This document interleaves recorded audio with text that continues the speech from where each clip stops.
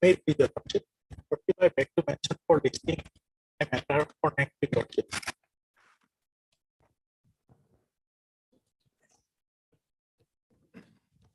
Nalini?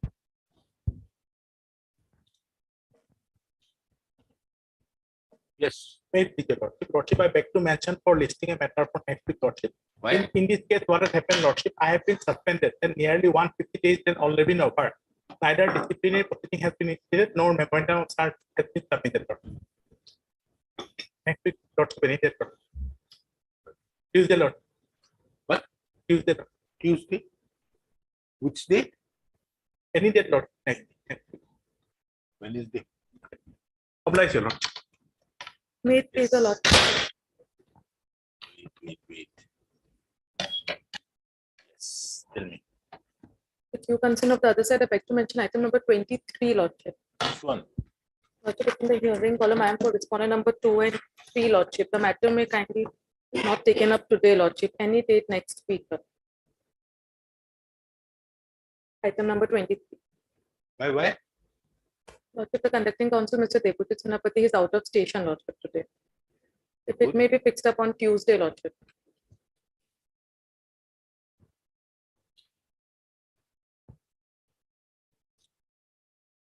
We'll see when the matter is called. If I have a good case, they have make a good case. Then we'll allow it. Lordship, And if it don't make out a good case, I'll dismiss it. Lordship, this matter has come after a long time. We are searching for the fight. We are just there, but He's now for the yesterday petition. not He is for the petitioner. I am for the petitioner, and moreover, I have lost contact of my clients also. Therefore, Lordship, we take up next week. We'll prepare reconstruct.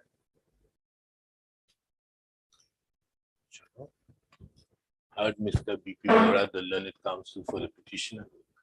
Miss S. Todi for respondent 2 and 3. S. Todi. TOD. Todi appears for the respondent number 2 and 3. This is a repetition of the year 2013. 10 years have gone by, but the counsels appearing on behalf of both the parties are not ready to do the matter. Under such circumstances, this court, having no other option, adjourns the matter for 6 weeks. Next, anybody else?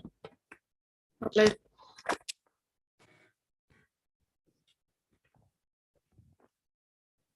Item number 1 for withdrawal.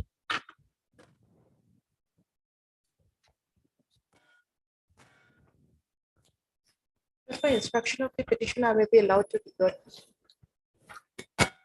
Heard Ms. D. Borgo, provide the learned counsel for the petitioner. Second.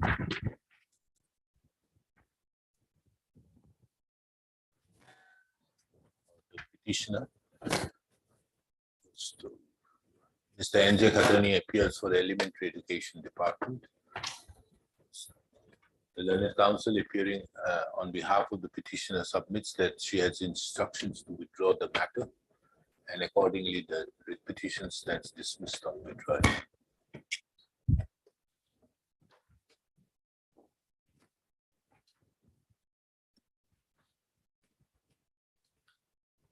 Item number 2 to 20 for admission.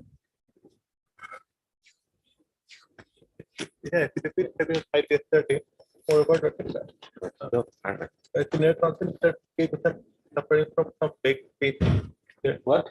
Suffering from some back pain, or he could not come today. Otherwise, they have filed their affidavit saying that it was uploaded. It was uploaded. In the web portal. Yes, I have. Yesterday, I have filed my affidavit, my lord, and our stand is that it was uploaded for general information. Whether there is any modification or rectification is required. But whether there is any modification or rectification is required for general information, it was uploaded in the website, my lord. That is our stand in the affidavit. And as regards the, Did you mention it out there that we are uploading it for general information for seeking modification or otherwise, or you have just uploaded it? That the information, difference between the that two. information was not furnished to me, my lord. So we in will the- take it that it was done, has been uploaded. Now, what is the, so the veracity of those documents is not in question any Yes, further. my lord, we are not disputing it. Not this. No. Hello, Matli Bhushan. So the question now arises is relating to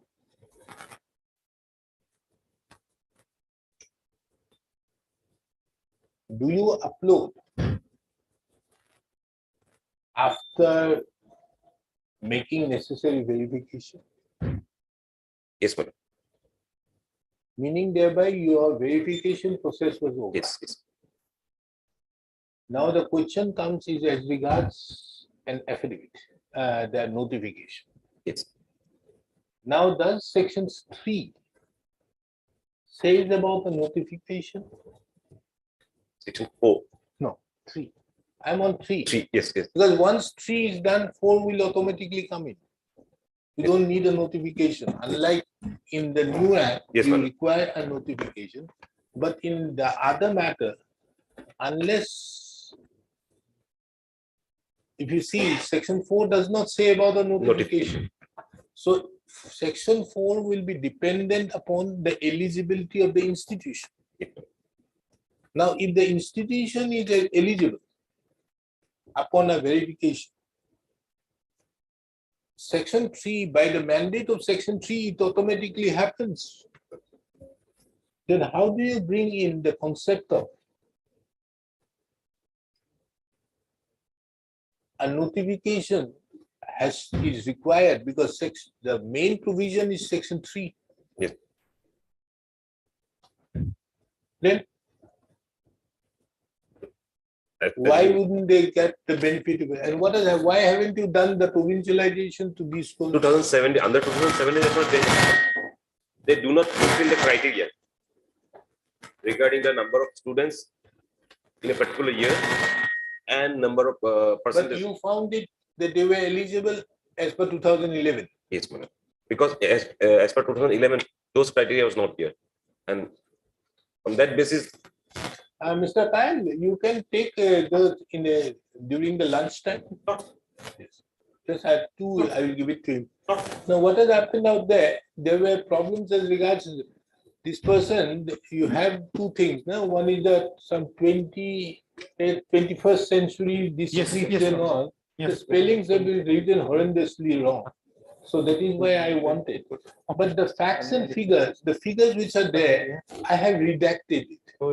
Because if you see that Kanzilal Bhai's judgment, it says that those aspects need not be put out Yes, there. sir. That is So that is why I have redacted the amounts. Just for example, you have said that 98 crores was the amount which was taken out of which 4 Yes, sir. crores was the amount which had been spent.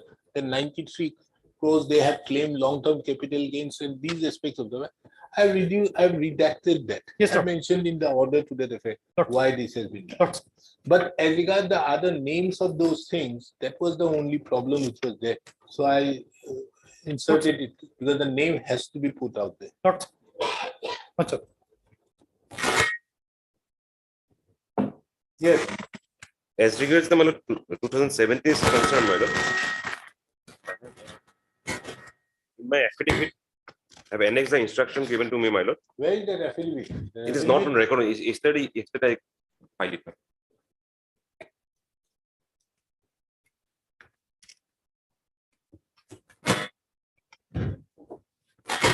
It's in the position. It is.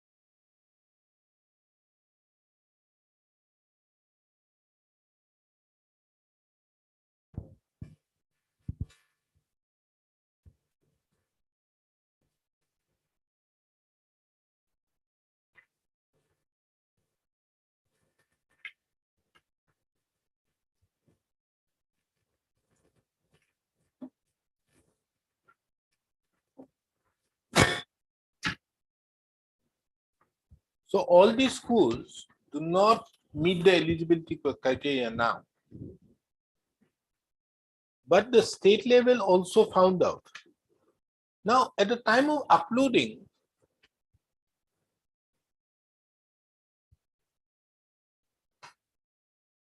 did you at all mention, I'm repeating again, did you at all mention that this was done for the purpose of verification or anything to that effect?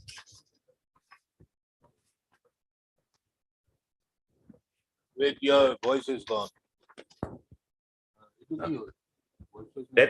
Yes. That specific information has not been given in the instruction manual. But in the instruction, that's why I have annexed Because the that instruction. is the most important thing. Now, you say on affidavit that was uploaded in the web portal of the Department for General Information for all concerned for necessary correction or rectification, meaning thereby it is still draft. Yes, You madam. are mentioning it in that manner. Yes, madam. But is it evidence from any notification to that effect or any order to that effect, any circular to that effect, that this particular uploading was done only for the purpose of general information? That I have to obtain that instruction. I have to obtain. What did Justice Buzogurua hold? His order, my lord.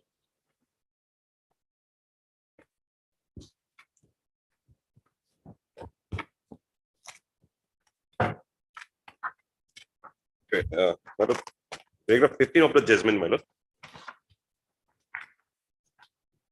Yes, it is clarified that this order has been passed upon an interpretation of the provision of section 4.1 read with section 10.4 of the schedule to the act and have been passed, read with only upon the circumstance that prior to them being ultraviolet, the authorities have already arrived at a conclusion that the petitioner is included within the number of posts under the schedule to the act, and therefore, it being so, his service should provincialize by operation of law. It is also provided that even the government had accorded this approval to the aspect that the petitioners came within the post or provided it before was declared ultraviolet, and the provision will be not construed to provide that the provincialization. Now, was the issue of notification not a matter of there? Yes, my lord. Paragraph 14 regarding my lord, administrative order. There is no requirement of any further administrative order by the act to provincialize his services, and all that is required is to recognize his service to provincialize under so and so in the facts and circumstances. So then what then remains? But my lord, one name on my lord. Since 2011, it's declared to be unconstitutional, my lord. And subsequently, my lord, there is in section 24. Saving clause is there, my lord, pursuant to the order of the review petition, my lord. So, if any right is accrued in favor of the petitioner under section 4.1 of 2011 Act, But that then has also it has to be, tested with section 24, my lord. so you can still take a decision on that. Yes, my lord. Or have you taken a decision as could be seen in the last penultimate paragraph of your affidavit, Yes, my lord. that they don't come within it? Exactly, my lord. But Because if it is deemed provincialization by virtue of section 4 as held by Justice Buzogurua, Yes. what will section 24 do? in section 24, my lord, stipulates that we shall verify the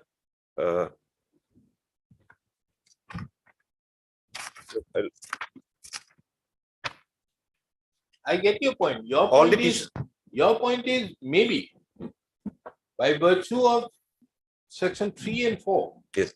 And irrespective of there being any formal order of notification,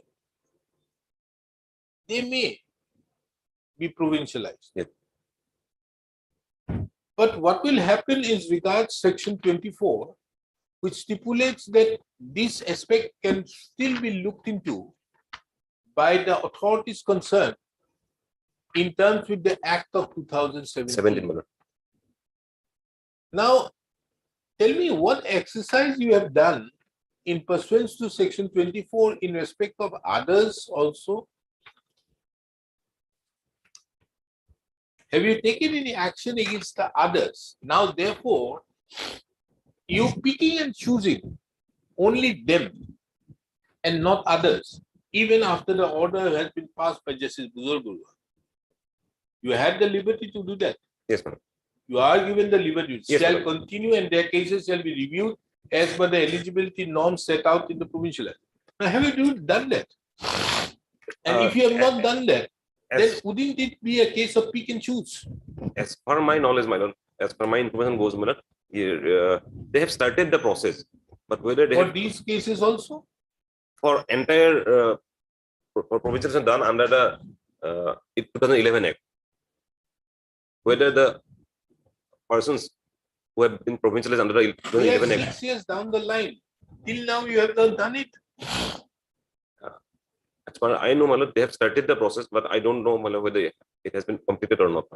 Because otherwise, wouldn't it be a case of pick and choose? Yes. And that has to be done because, my lord, 2011 Act has been struck down, my lord. Now, Meaning here by my what lord, do you say? If I pass an order in their favor, keeping your right to take action under 24 alive. Yes.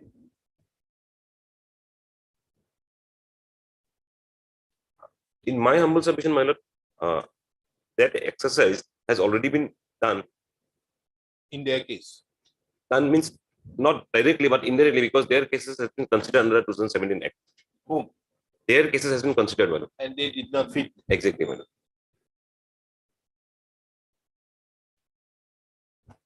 So therefore, the next question therefore arises Yes.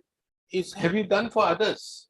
That, my lord, I have got a complete instruction, but the department has started that process, my lord. Reviewing the Now, yes, but for them, you have done it already. because, my lord, They since filed a writ petition. no, my lord, Then, that they have filed the petition in 2020, my lord. And regarding, my lord, the 2017 Act, my lord, this exercise was started in the year 2018. So they have filed their petition only on 2020, my lord. And the act was struck down in the year 2016, my lord. After 4 years, so are you saying that when did you take this decision that they did not come within the ambit of 2017?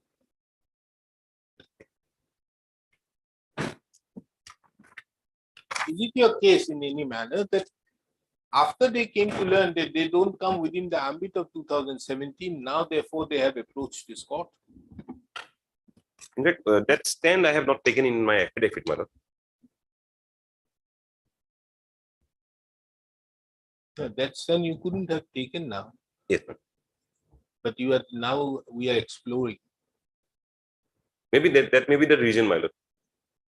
But I have not taken. Then would that, because that might be one of the reasons why they have approached in Yes, my lord. In 2020. 2020, my lord. Why not in 2018 Yes, or madam. even in 2016 Yes, ma'am. when that was struck off? Yes, ma'am. Because their right of provincialization in view of that uploading happened in 2015. 15. So till now, most probably, they are not getting the salaries from the government? No. So the next 5 years, they are waiting. Yes. And it is only upon coming to learn that they don't come within the ambit of 2017. Now they have resorted to 2015, 11. 11. Now your case is maybe they are resorting to 2011. But 2011, a provincialization or anything done is subject to review, which can be done under 2024. And the review having been done, and they have been found that they don't qualify. Exactly, my lord. And as such, their provincialization goes, Yes, ma'am. if at all any provincialization happens. Yes, madam. Wouldn't that submission of yours shock them because this is for the first time? Because, my lord, I am also exploring, my lord. While I am preparing the matter, I am also exploring, my lord. But that is a plausible explanation. Exactly, ma'am.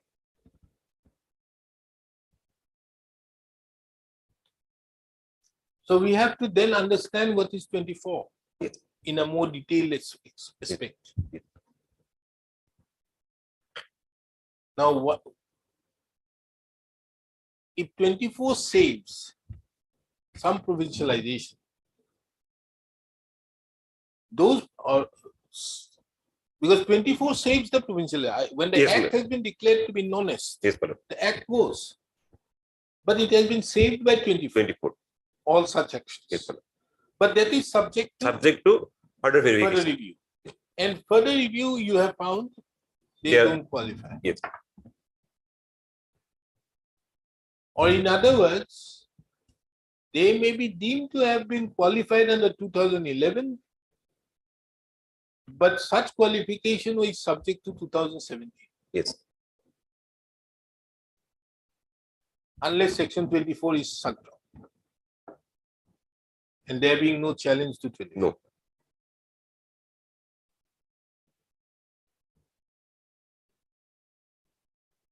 Hello, we'll record that submission But and then we'll ask them to reply. Lordship, firstly, one by one. Firstly, you Mr. Bora, if you want to argue, I have no problem. But you are doing at your own peril. With that formulation being made by Mr. N.J. Khatuni. yes, Lordship, I'll not argue, but I'll just clarify What clarify? his submission. No, that is what. If you, the moment you clarify, I will take it up. No, no. Then I'm don't not blame me later on. Why didn't I give you any adjournment? We explore that further. Yes. Because then 24 will have a play. Maybe they may come under 11, but that is subject to 20, Yes, ma'am. 24. And 24, and in because I think you need to further bring certain aspects of the matter. As regards 24, that was it a case of only pick and choosing the petitioners? Pick and choose would not happen if it is a case where you have done for everybody. Yeah. And more particularly, all these things those people who have not approached this court. And the moment you have done it, now they don't qualify. So the question of, therefore, you are resisting his petition. Isn't it? And for that, you can take the help of the judgment of the Supreme Court in BJ Akbara and OP Niwan. OP Niwan is, BJ Akbara would be to 1996, I suppose.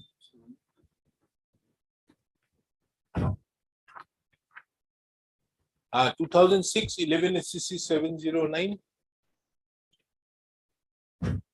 And then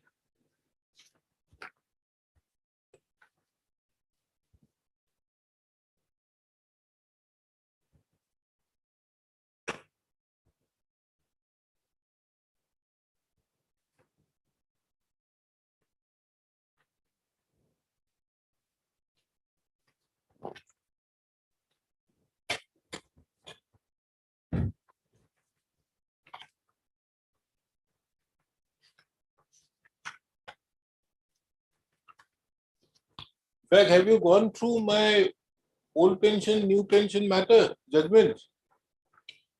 Not entirely, my lord. Why? Is it too long? Yes, madam. Not too long. 190 No. pages. 190 pages. Look. 190 pages? No. No, but- Anyways, in fact, it deals with many aspects. Yes, Yes, no, yes, I- yes. Yes, sir. And in order to distinguish the various features of a different appointment, that is why I could have segregated that matter into different. I didn't do it for a specific purpose. Because many cases which I now also am coming across, orders have been taken by the petitioners claiming old pension on the basis of orders passed in drop teachers in the case of excess teachers. So those are the things which has happened.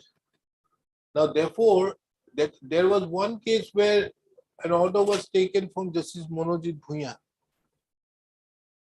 So there also was only mentioned about an order passed by Justice Vaipai. Justice Vaipai's order was in respect of drop Drop teachers. teachers. Drop teachers aspect is different from what you call Exit. excess teachers. Excess is beyond strength. Drop Yes, ma'am. teacher was, they were never at all Yes. appointed. They were never in the services. No, I think in that judgment you will find it out. Those things, those two judgments. Yes. Akbara is there and the other one I've dealt with. Because there the specific submission which was made that having allowed and given the benefit by giving implementation, can the state resist it? Unless they come up with a pick and choose case, which they are still, in my opinion, they still can develop, Yes. taking into account that there is no data out here to say that why and when you have considered their case. So then they can very well bring in the respect of pick and choose. Because of the fact that once there is a pick and choose, then you cannot be allowed to resist what has been given out here. But this is a further development of law. I think you have to bring something. You are making that argument, but it has to be brought in by way of substance, Yes. by way of an affidavit. Yes, yes, ma'am. Heard Mr. P.P. Bora, the learned counsel, appearing on behalf of the petitioner. Mr. N.J. Khatunia appears on behalf of the elementary No, my lord, secondary. Yes, secondary. secondary education department. In pursuance to the order dated 2/5/2023, it has been informed to this court that an additional affidavit has been filed by the Director of Secondary Education Department. However, the said affidavit is not on record.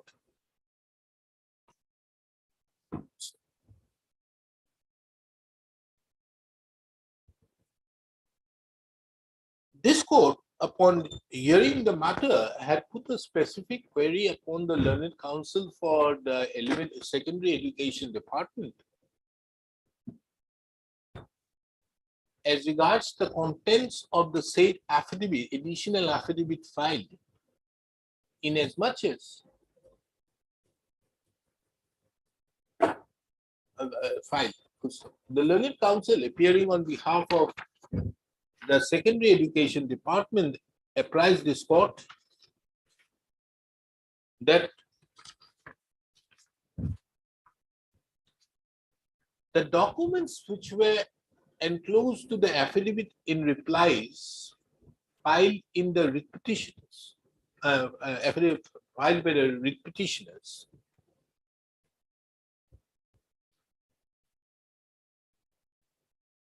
were documents which were uploaded by the department after verifications being carried out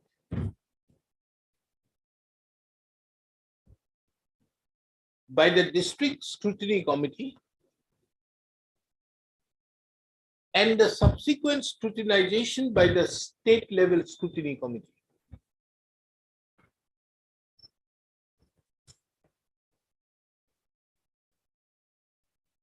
The same documents were uploaded in the web portal of the department for general information for all concerned for necessary correction or rectification if arises.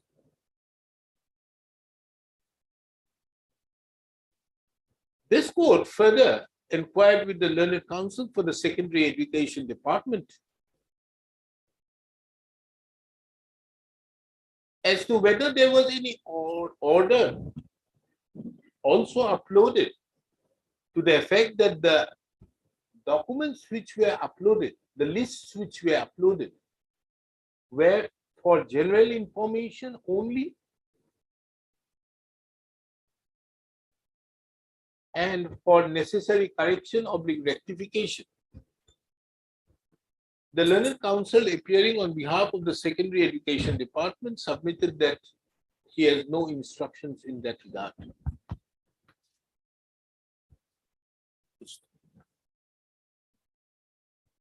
Further to that, while hearing the matter, this court further to that, the learned counsel appearing on behalf of the Secondary Education Department, drawing the attention to section 24 of the which act, Assam, that is a long name. Yes, sir. Assam Education within bracket Provincialization of Services of Teachers and Reorganization of Educational Institutions. Act 2017. By the time you finish the name, I have forgotten what I have to do. Yes, what is that? That the learned counsel appearing on behalf of the Secondary Education Department further submitted that even assuming, for argument's sake, there was a deemed provincialization in terms with section 4 of the services of the petitioners, as well as deemed provincialization of the institutions where the petitioners were working in terms with section 3 of the Act of 2011. But by virtue of section 24 of the said Act of 2017, the authorities concerned have been given empowered to review the Page 126, madam. page 126. 126. To review the eligibility norms set forth in respect to those provincialization which happened under the 2011 Act on the basis of the eligibility norms in terms with the 2017 Act. The learned counsel further submitted that this aspect of the matter was duly carried out and was found that the petitioners, that the institutions where the petitioners work do not meet the eligibility criteria in terms with the Act of 2017. And therefore, even if there is a deemed provincialization of the petitioners in terms with the 2011 Act, but having not met the qualifications, eligibility criteria in terms with the 2017 Act, no relief can be granted in the instant petition. Mr. B.P. Bora, the learned counsel for the petitioner, submits that he would look into the said aspect of the matter, taking into account that such a stand was not taken in any of the affidavits by the respondent Secondary Education Department. Be that it may, Mr. N.J. Khatonia submits that it being a question of law, it is not required to mention the same. Be that as it may, Mr. N.J. Khatonia submits that he would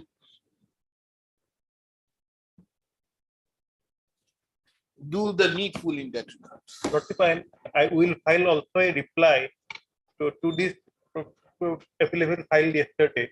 They're covering all aspects. This aspect also, other aspects also. Because You want to file a reply? reply to this affidavit. You want to file a reply? Yes. Mr. B.P. Bora further submits that the additional affidavit was received only yesterday, and the petitioners are in the process of filing a reply. They are at liberty to do so. List the matter when?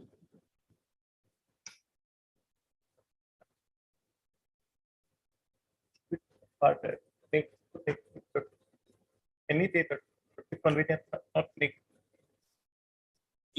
It's a pure question of law, which have been mentioned out there. As to you are to explain your reply this way or that way doesn't make any sense. The question which is involved out here is whether they have a right. You have a right in view of section 24, which can be declared by this court now, having you have that notification having not been given. And even if the notification is not required also, and as the matter has not yet been provincialized, because otherwise there will be a question, if I hold that the first aspect, wouldn't then they be entitled to the salary? Yes.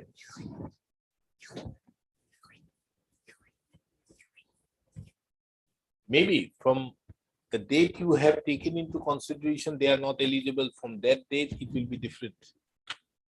But prior to that, if we deem it to be so, I'll look into that. you need to look into Yes, that sir. also. Chalo, we'll have it on when?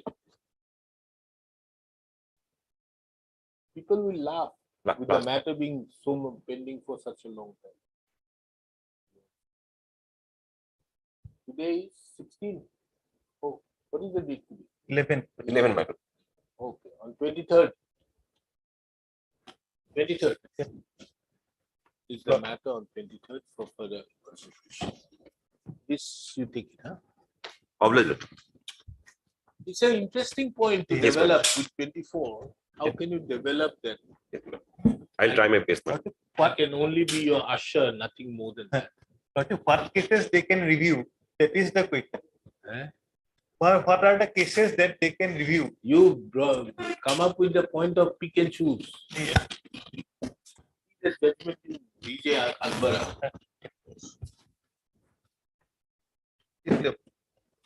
Item number 21 for hearing.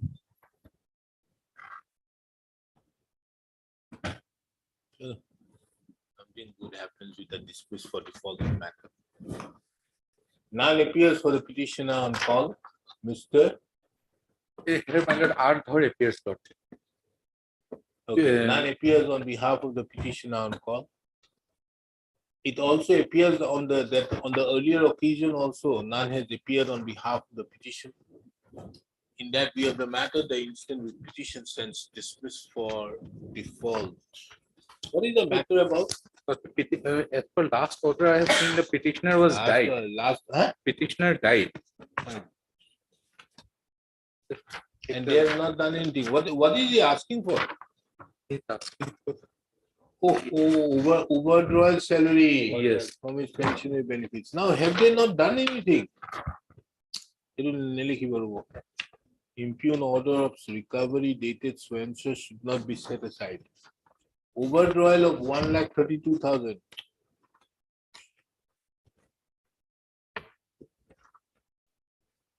Yes, who is appearing? R timing. Passport time. Yes. Whether petitioner appears or not, if the petitioner is entitled, I will grant the relief. If the petitioner is not entitled, then I'll dismiss for default. Timing, sir. Long matter. Time being. Next.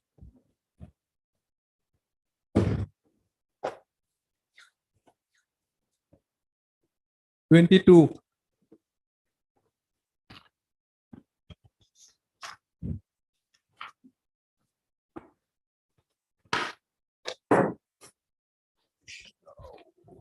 It's the matter for hearing on so and so list. Ujjwal Bhuya, my goodness, Ishuru.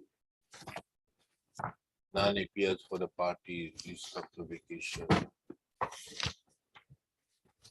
What is this matter again? Was appointed as a peon issued by so and so, petitioner joined on so and so, subsequently transferred to so and so while the petitioner working as so and so, he was promoted to the post of tax collector. Given that although he has been forwarded working, he has not been given the pay scale of the same field day, but he has been given the pay scale of the pure. The petitioner being disappointed in the legal action authority even after civil. And demand for this to further.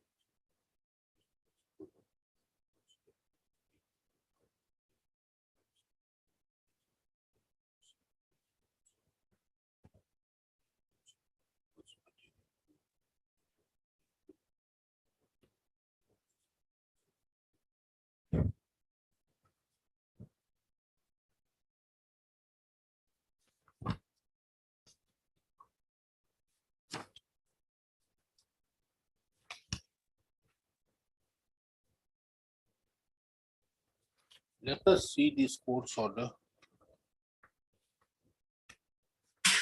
Next collector. Which department? Who is there? If that not. Yes, I'm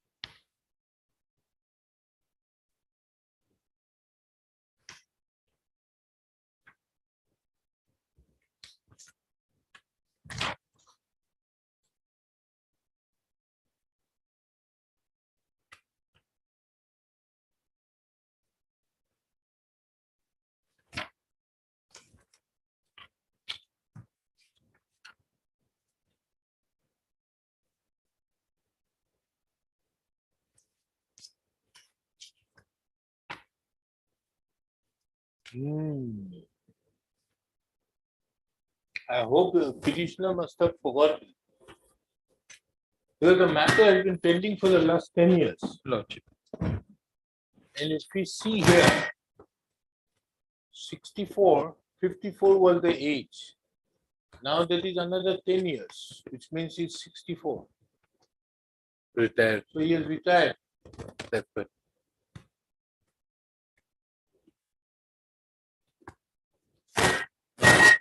Government has also not filed any. Look. And the government has also not filed an activity. And it appears what to do.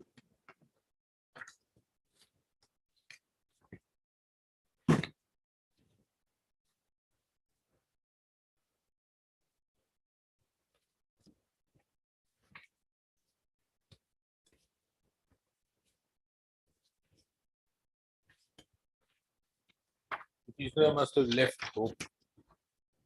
Okay. None appears for the petitioner as well as the respondents on call. I am for respondent number 3. Deputy Commissioner. On behalf of the PNRD on call, department on call. PNR, department on call. Mr. S. Roy appears for the respondent number 3. You are appearing for whom? Deputy Commissioner. Deputy Commissioner? Fantastic. Now tell me, if you want your name to be recorded, why you have not given him? Lordship, Why you have not given him the pay scale of a collector? Lordship, yes. Received from here, Lordship, says that Nagaon He has produced a service book. service book. And in that service book, it is mentioned out there that he was given appointment on 16/11/1991 as a tax collector, Tax collector. which but- was regularized. But the fact that there was an order being passed by the court, and that order has been, and thereupon an order is being passed in 2011 or 12 to that effect, that as they could not trace out that particular document, and as such, he is not entitled. Lordship, Now, there's what is your instructions on that? it was from the executive officer, Lordship, it was said, Lordship, as the documents were not found in That I 1990. have told you. You are Lordship, repeating. as Now, per give me instruction, your instructions on that. it was the instruction. No, what is your instruction? Not to me, Lordship, it was to Not to represent. Lordship. No, Lord. Then That is from the chief executive officer to the PNRD council. At that point of the junior government advocate. It says, Lordship, that it was it mentioned here that Nagaon Jilla Parishad was constituted in the year 2002, and his service of the petitioner was provincialized in the year 1991. Yeah. And during that tenure of then Nagaon Mahakuma Parishad, not in a position now to ascertain the post whether writ petitioner, whether it was provincialized as a tax collector or a peon cum chokita. But what do you say about the service book?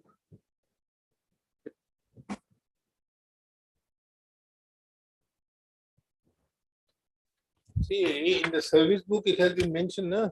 Lordship. Please see, kindly come to page 19, page 21. Yes, Lordship. Promoted as TC by resolution dated 8/2/89. Lordship. Services of so and so have been provincialized by government letter dated 91. he is entitled to the pension benefits as so and so. This is being signed by these people. Lordship. Then his case is that why I have been given the salary of a peon, not the tax collector.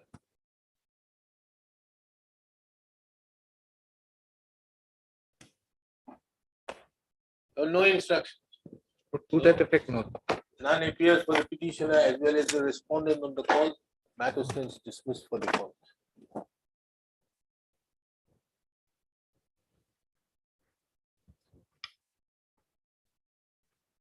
24.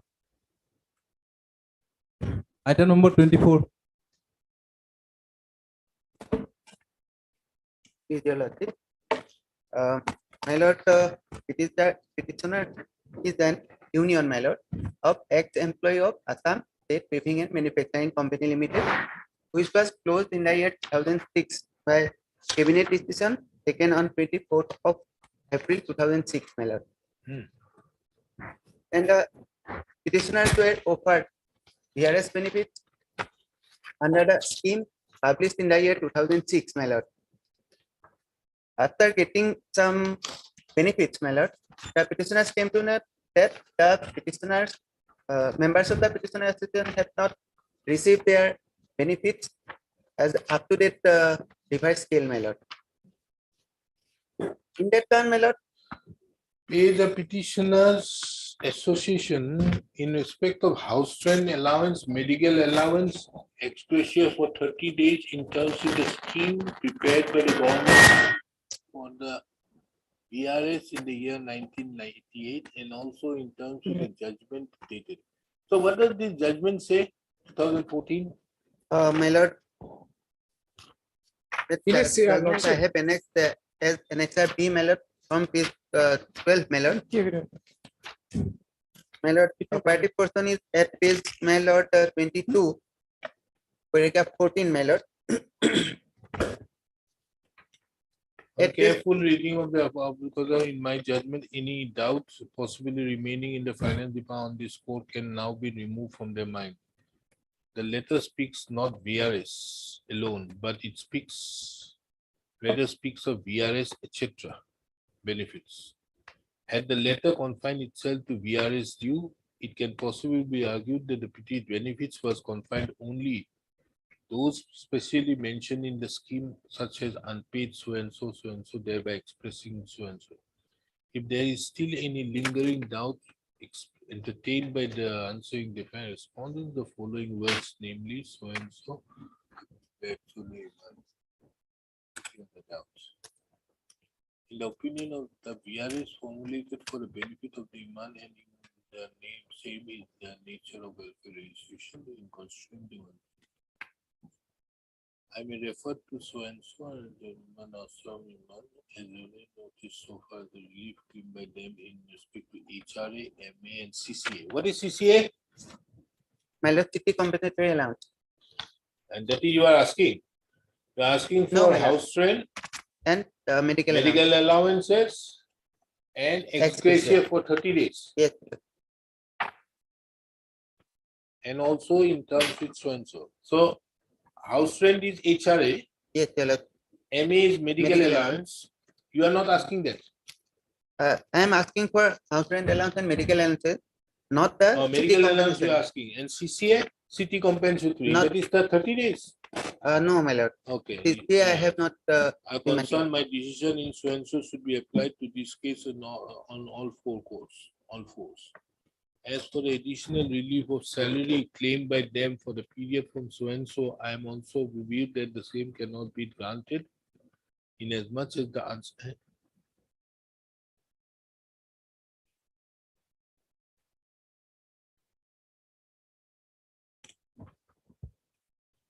So an interim order has been passed on to the effect that in the next the position of them should not be released from their roles.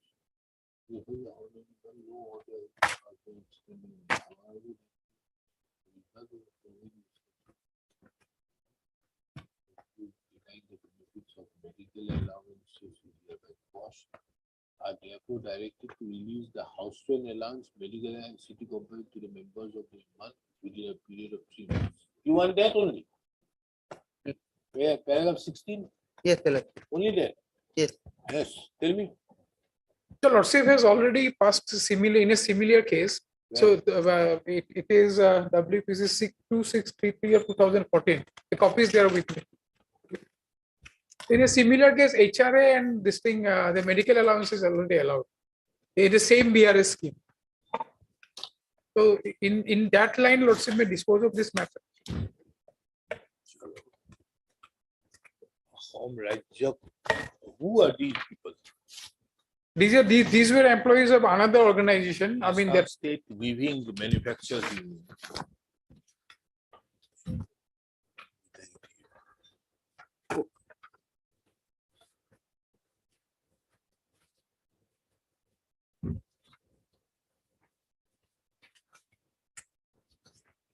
That we have this code, therefore disposes of with the direction upon the respond number 1, 2, and 5 to pay the members of the petitioner after making necessary verification, the house rent as well as the money as part of their salary to which they are entitled to in terms with the notification. So only that I have given. a salary part may not As be like regards that. the claim salary as per ROP so and so, there is no materials placed on record to show that the government of Assam by any express order has extended the Assam so and so to the officers of so and so, which is an under public undertaking. Under such circumstances, the question of applying the so and so do not arise, and consequently the members who cannot be held to be entitled. So medical allowances and house rent, House rent. these two can be allowed. Then the court in the case of so and so, respective health category held that in terms of the VRS in terms of the area, which is also the same notification herein, shall include within the term house rent, allowance, medical and city government. On the ground that the petitioner have accepted the amounts which have been paid without any protest and to disentitle them for that, in the opinion of this court would be not proper. Under such that this court therefore is opinion the area as well as students. You are not entitled to city compensatory. No, my lord. I am not on that. Sad. have not been able to show anything on record as to under what basis their assumption that the petitioners have not been paid a salary for any month. So we have to only give you this. Heard, Mr. M. Soikia. Huh? M. Soikia. M. Soikia, the learned counsel appearing on behalf of the petitioner, Mr.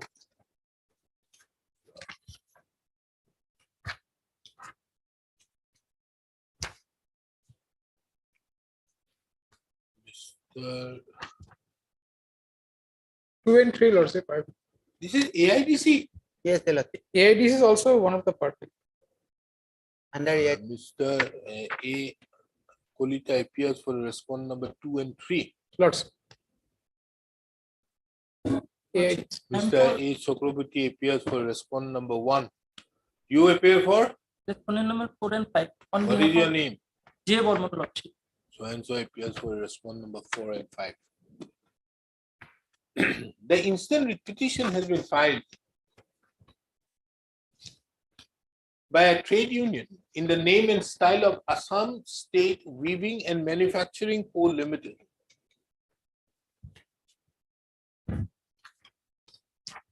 Thereby claiming house rent allowance, medical allowance and ex gratia for 30 days in terms with the scheme prepared by the Government of India for VRS in the year 1988, and also in terms with the judgment and order dated 3/1/2014 delivered in WPC number 4355/2010.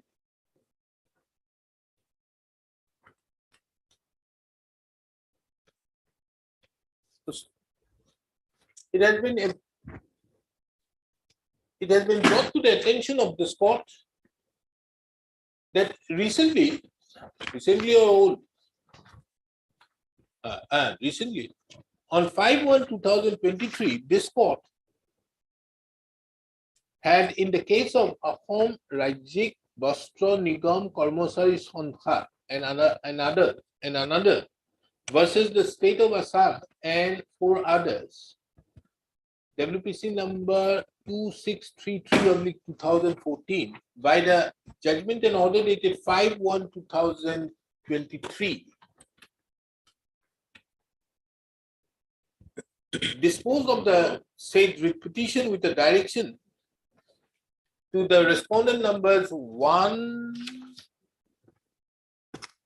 2, as well as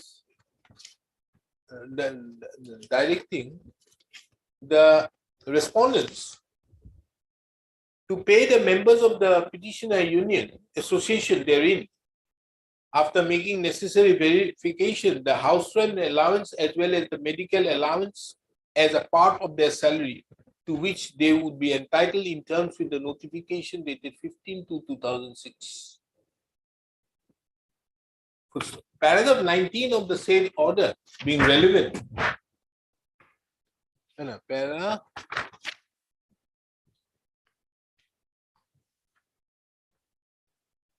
Para 16 and para 15, 16 and 19 of the said order, said judgment being relevant, is quoted herein under. Taking into account the above, and the scheme involved is the same. This court, maintaining the parity, disposes of the instant writ petition, thereby directing the respondent numbers 1, 2,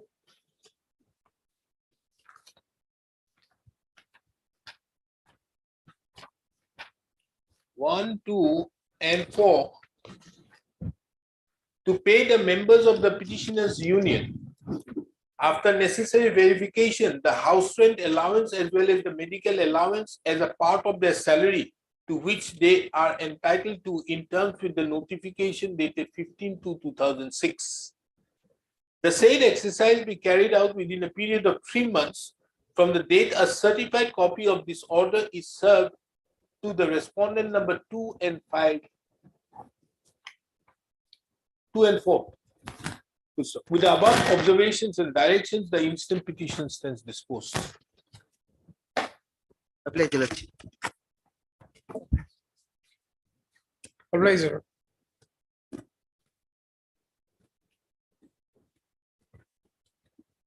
Twenty-five.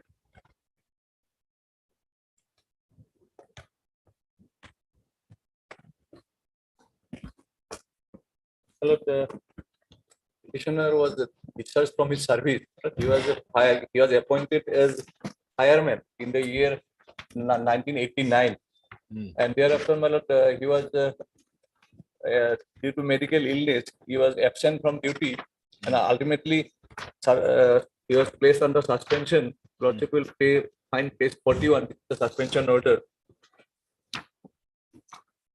Then Page 41, my lord, and thereafter, my lord, Toko's notice was issued. Lordship will find that fireman so and so has been found unauthorized absence from duty with effect from here without any leave or permission from the competent place under suspension with immediate effect. Is drawn up against him for his unauthorized absence, negligence or disobedience of the order of the superior. Going on. Okay, then Lordship will find page 42, my lord, Toko's notice. so-called notice. Yes, Lordship will kindly see the date, my lord, 31/7/2006. Okay, then This so-called notice was issued, but directing him to submit his written statement within 10 days. Lordship will find page number, paragraph number 3 from below, my lord. You yes. submit your written statement within 10 days. Mm. So then, my lord, Lordship will find a page 46. This is the my lord, Appointment of the inquiry yes. committee. Then Lordship, kindly see the date, my lord. 31/7/2006. They did not even wait for my lord reply. Immediately on the same day, they have appointed the inquiry officer. okay, but And- that's the infraction is not so dangerous for that, for nullifying a departmental proceedings. I was Understood. 9(4) categorically mentions that one person concerned, if a person is to be made out there, means it is only after the delivery of the defense, then the Yes. authority concerned has to appoint the inquiry, may do it by themselves or appoint an inquiry officer. yes, my lord, if they are not satisfied with my written statement, Then, they did not wait for my Mr. Counsel, are you banking on that aspect? no, my lord. Come to better points. Yes, no, no, Yes, correct. very much. This Yes. is one aspect I want to project only. My lord. They are No, three that is not departments. relevant. That have already been taken care of by many judgments. Now come Yes. further. And Lordship, You one- have given your so-called reply. yes, Then there is a DP done. yes, DP was done.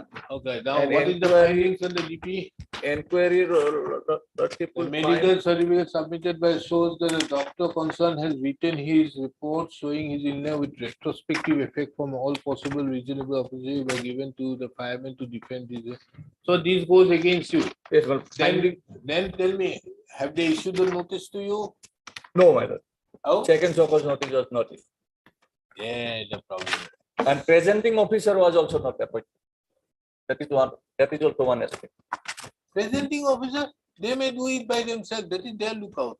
We are not concerned with 9(5). My lord, You are, how are you agree without a presenting my lord, officer? there are some judgments from our High Court. Lordship.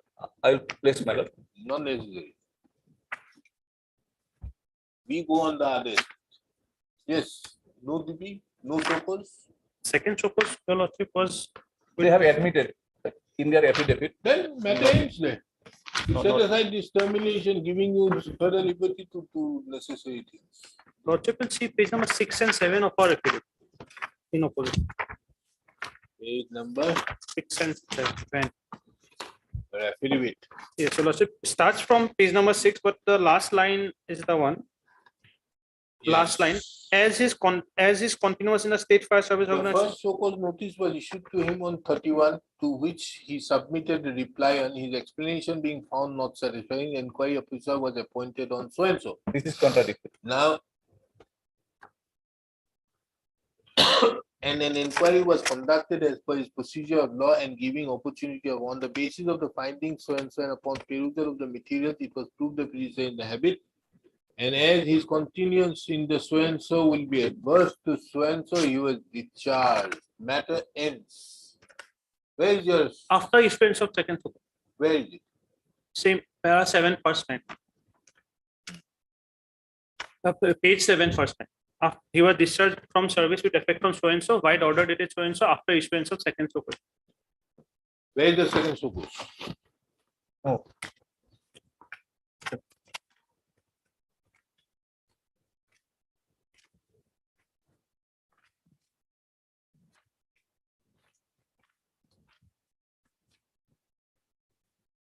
It has not been annexed here, Lordship. Then you have done everything but not the sukus. But let us see, the order also does not say so. What sukus? Lordship will see paragraph 10 of their affidavit. Page 10. They have replied to my paragraph 12, 13 and 14 where I have stated no. Paragraph 10, that with regard to the report denies the statement of the petitioner to the effect that he submitted reply to all notices served upon him.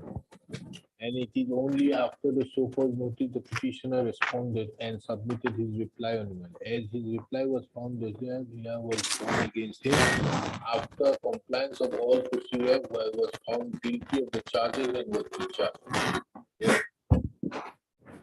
Understood, but where is your second so-called notice? You have the records with you, I suppose. Lordship, the records are in photocopies, Your Lordship, and it seems Let only us see. Photocopy also can be looked into. Have you taken the point? Yes, madam.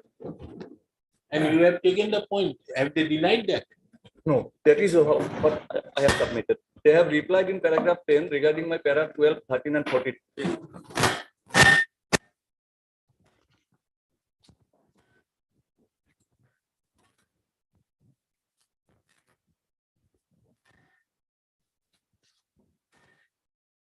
Ardhar, the additional senior government advocates. Unauthorized absence. List of documents. Please find enclosed here with the relevant documents for department drawn up against and also relating to the petition for voluntary.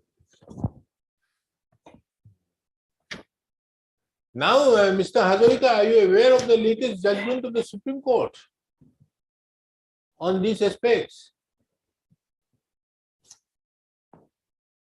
Unless he may be in unauthorized absence, no quarrel. But you have to show it was willful to the charge. Things have now moving on a different direction.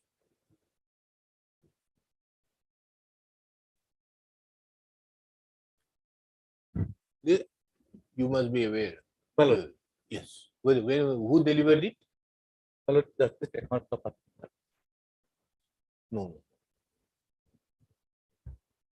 That has been delivered by recently by. What I must say. I'll just get it with you.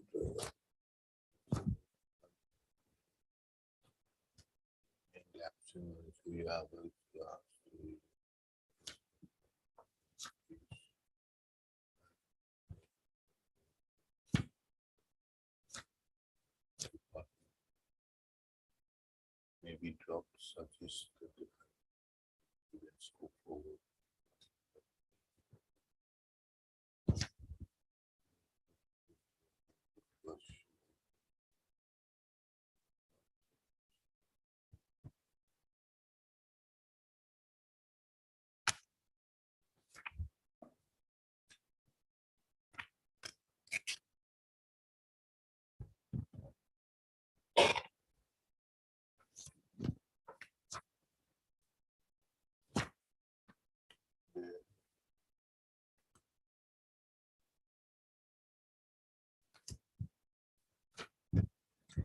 First show was notice.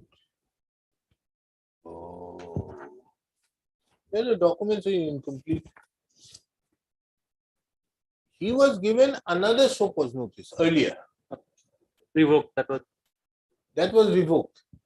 Now you are mentioning about 31/7/2006 is in its second show cause is in respect to a different proceedings. In my petition, paragraph 14, I have specifically stated no opportunity of hearing my lord, afforded the petitioner by issuing any so called notice on the. Now what proposed- happens? Once I set aside, then what happens? What is the next course of action? Lordship, then if the ground is the second so cause notice was not given. You then have to give them. The inquiry remains, but this finding, the inquiry report remains, but then you have to give them a. Inquiry report remains.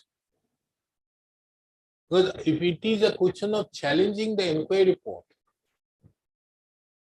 then he has to file an appeal. Because that is a question of fact. This court won't touch it. But the second so cause notice is right under 311. So we'll touch it on that. Which judgment? Right now, I cannot. Huh? Right now, I cannot. Must have prepared also. Which one? My lord, regarding 311, I have not brought any judgment Isn't that your main plank? because they Are have you referring admitted my to lord the second. question of presenting officer. Presenting officer, who is going to present? Somebody else is going to. How are you prejudiced? Just for example, you are the petitioner. Correct. You are not there. Can he say that I am prejudiced? But our High Court says otherwise. High Court may say many things. That is why our High Court has said, the Supreme Court has not said that. How can he claim prejudice? Tell me. It I would have it understood. is not my You opinion. asked for your defense assistant. Normally what happens? You are allowed to a defense assistant, but he should not be a lawyer. Unless a permission, specific permission is being taken. That is the rule. Yes. That is not being given. Then you have a violation. But how can you say about the presenting officer? But If again, he is looked at, just for example, in a case of a criminal nature, the my lord, public inquiry prosecutor is not officer, my there. lord, so far as our High Court, the opinion was that the inquiry officer himself acted as a judge and as a prosecutor. So that is the violation. So are you saying that the materials out there, who placed the materials before the inquiry officer? Presenting officer, my lord. Presenting officer. And so who did it? So in this case, my lord, Yes. inquiry officer himself, my lord.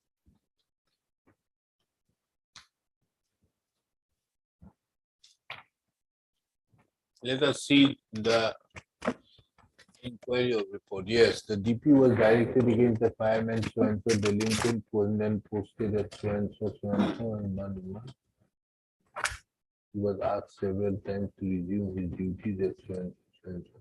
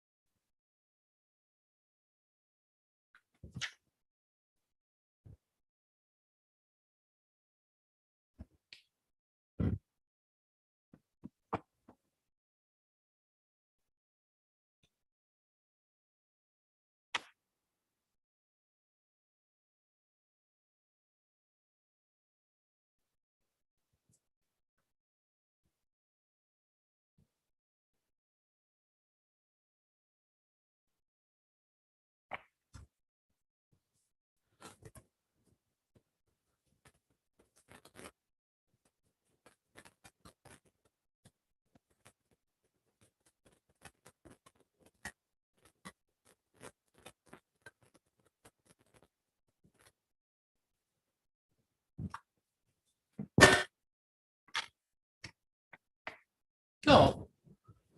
Be that as it may, why should I go into the question of inquiry? Presenting officer not there or not, he can very well point it out in his reply. That is the only reply. Saying that the inquiry report should not be accepted. That is the scope of the second law. It is not that I should be given less punishment. No. That has already been taken over by the 42nd Amendment or 44th. But the right he has is there for the purpose of showing that these are the defects in the inquiry and as such don't accept it. You can do it there. Why should I touch on the inquiry report? Then Before this, my lord, before I was absent from the duty, my lord. On 29/12/2003 itself, I have filed an application taking a ground of my illness for voluntary retirement. At that time, I was not eligible for that. They have Mr. Counsel, So, why are you into all these things? Your my- main thing is you want the set aside of the order which My lord, I my am lord. doing it. Then what remains? my lord, Now you want to go I on am- VRS. no, my lord, no, my lord, I just want to say that I was not willfully absent. That is, So that is the aspect which I think you should place it before the authorities. And while submitting your reply. Okay. Where is the judgment? ECIL? ECIL judgment on the action courts. Director ECIL. ECIL भी लेता है. Constitution bench judge. तो कैसे तो आज? Paragraph 23-24.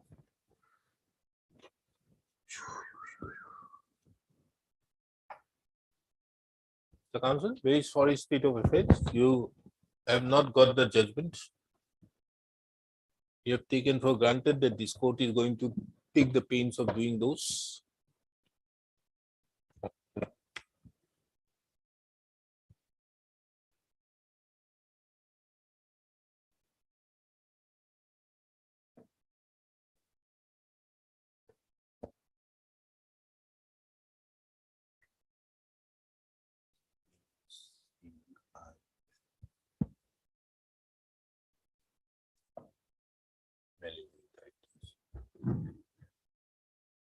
Got it.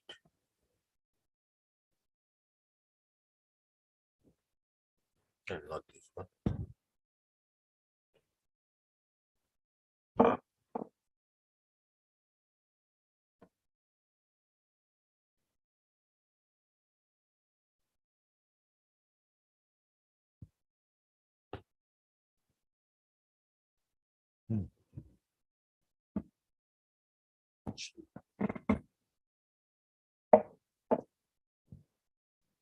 I'll come in 5 minutes. I'll dictate the judgment. Okay.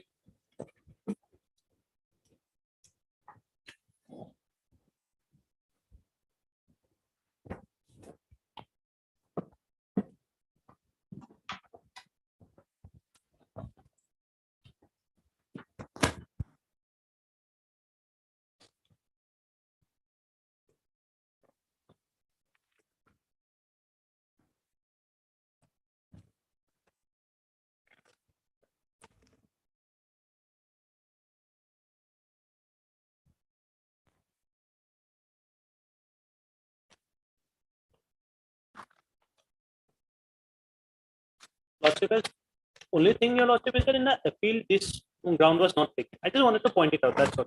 Which ground? That he was not given an opportunity. For that.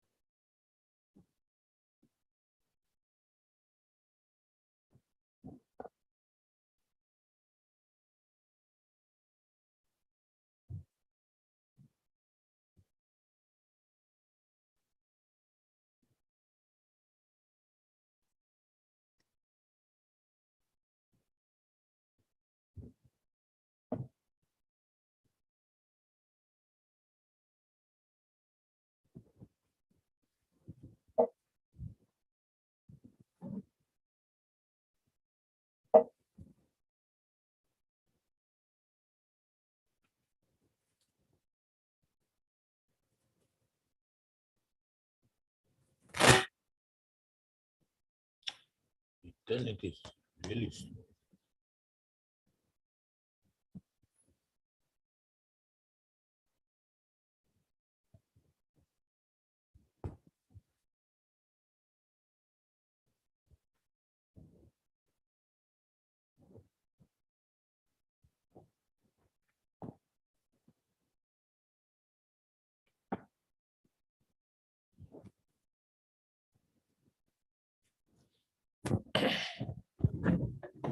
Looking at higher practice. ECIL case. Yeah, I've got it. 93.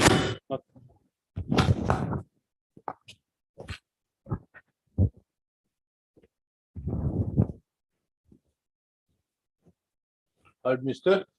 MK Kolkata. So the learned counsel for the petitioner, Mr. CS Hazarika appears on behalf of the respondent numbers, All the respondents. on all the respondents.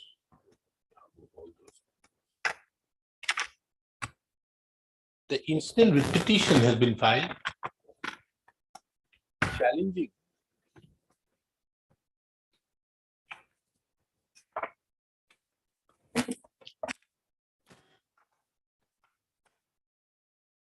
the order of discharge from service dated 28/12/2006, issued by the respondent number 4, and the order dated 17/8/2007, issued by the respondent number 3.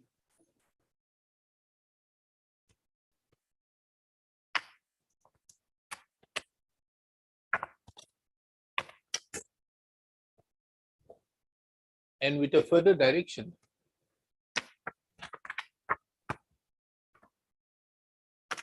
to reinstate the petitioner in his service with effect from the date of his alleged absence from duty, along with all back wages for the said period of alleged absence from duty.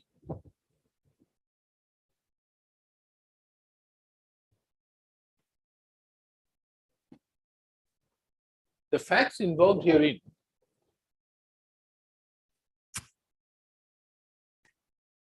is that the petitioner was appointed on 11/4/1989 as a fireman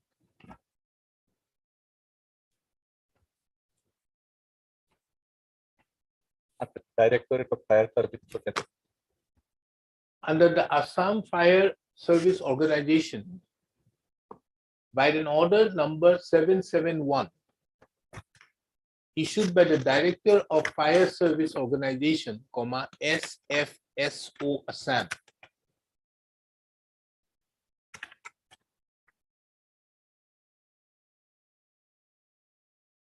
The petitioner thereupon continued to render service. However, when the petitioner was posted at the Guwahati fire station, he suffered from several illness, and ultimately he had to leave the station on 26/8/2005 with verbal intimation to the senior station officer, Guwahati Fire Station.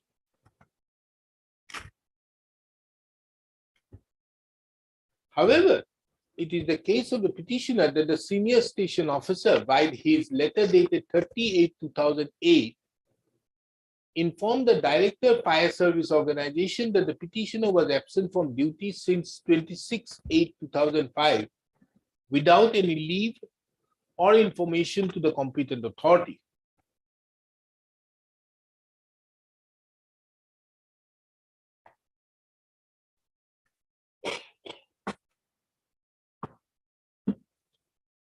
The Director of State Fire Organization thereupon, by an order dated 10/9/2005,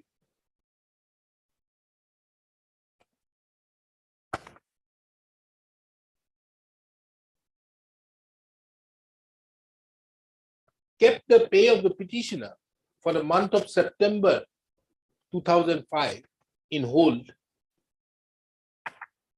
on the ground of alleged absence from duty.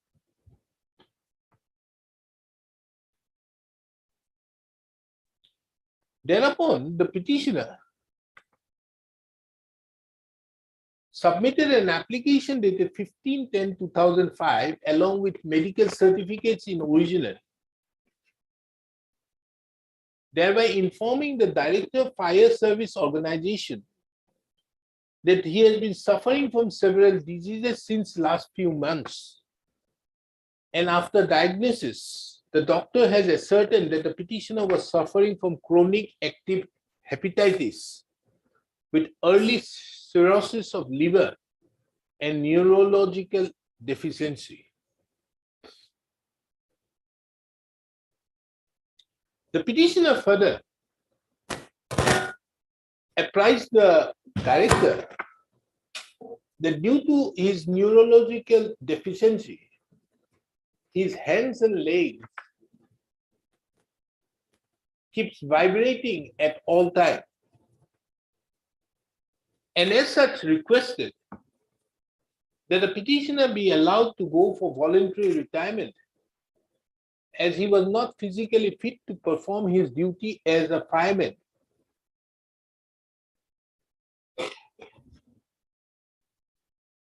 The petitioner also requested the director to release his salary for the month of September 2005.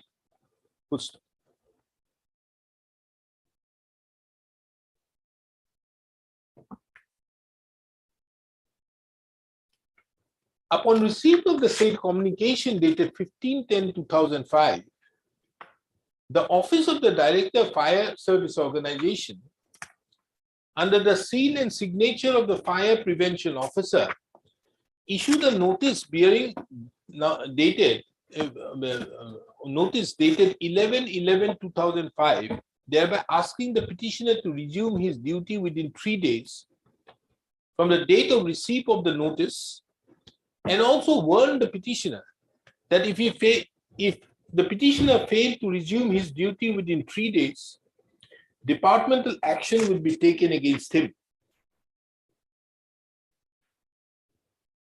It is the case of the petitioner that no such action was taken in terms with the request dated 15/10/2005.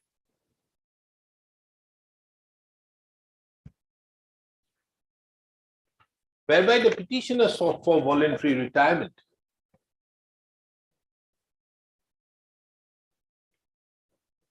Next. The Office of the Director of Fire Service Organization further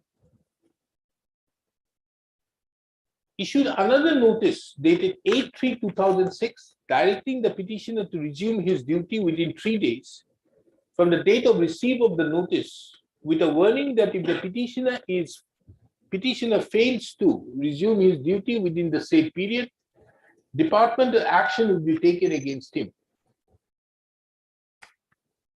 The petitioner, upon receipt of the said communication, submitted an application dated 9/3/2006 along with medical certificates, thereby praying before the Director Fire Service Organization for posting him in the headquarters on the ground of his physical illness, if the petitioner is otherwise not entitled to voluntary retirement.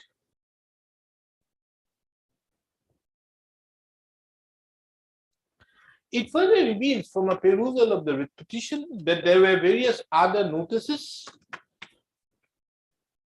on the ground that the petitioner had not remained on the ground directing the petitioner to join his duties, and the petitioner repeatedly replied by taking the ground of his medical ailment. Subsequent thereto, on 31/7/2006, the petitioner was issued a show cause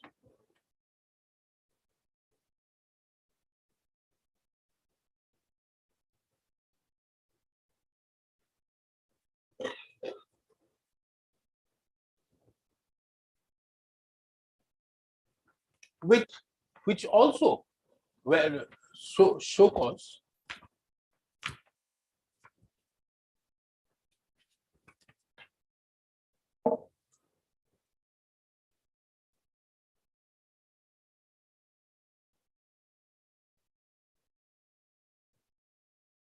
as to why the penalties prescribed under Rule 7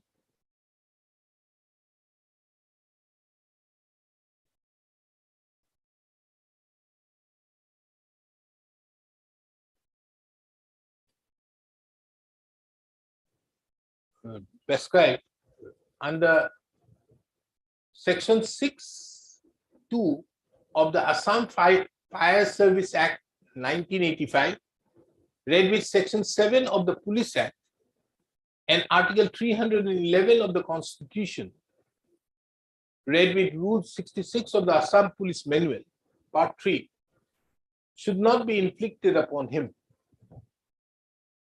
On the very day, by another order, the petitioner was put under suspension pending disposal of the departmental proceedings.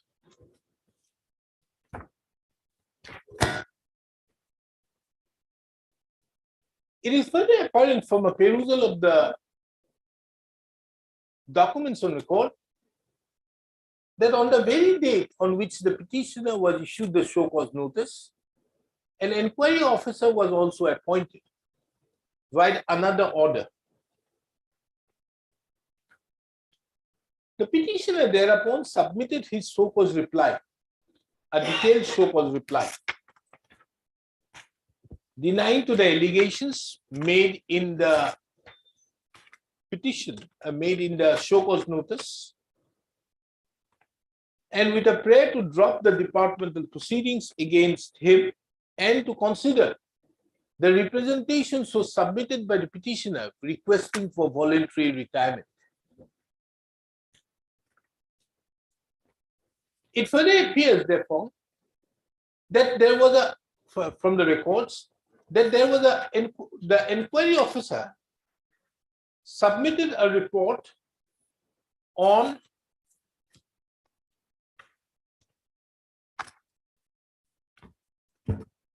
Inquiry report dated 19/12/2006. 12. Para 30.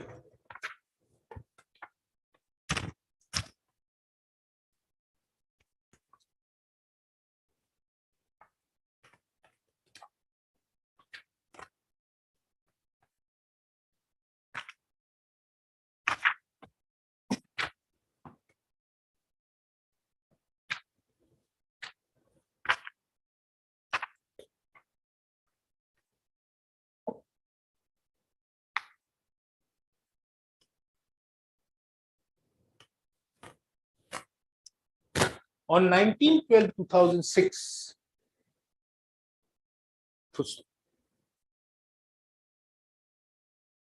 It is the specific case of the petitioner that the petitioner had no knowledge of the inquiry report, as the same was not served upon him, and instead, by an order dated 28/12/2006, that is almost after 9 days from the date of submission of the inquiry report, the director of State Fire Service Organization discharged the petitioner from service with effect from 26/8/2005. That is the date from which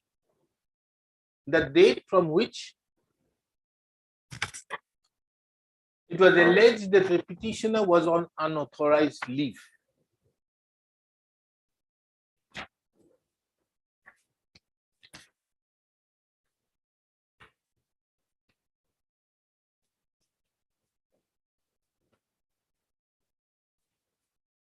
What is this order?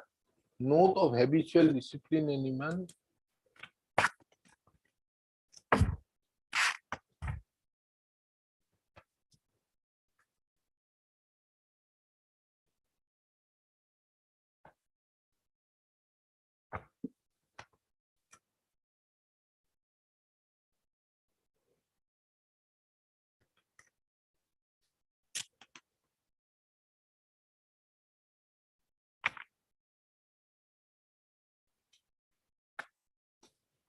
At this stage, it may be relevant to take note of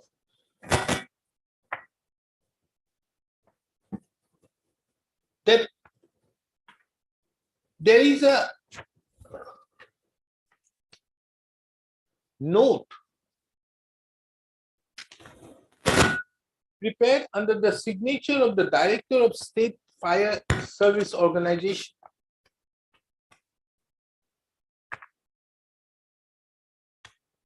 relating to the habitual indiscipline, misconduct, negligence in duties, and the disobedience to the superiors of the petitioner.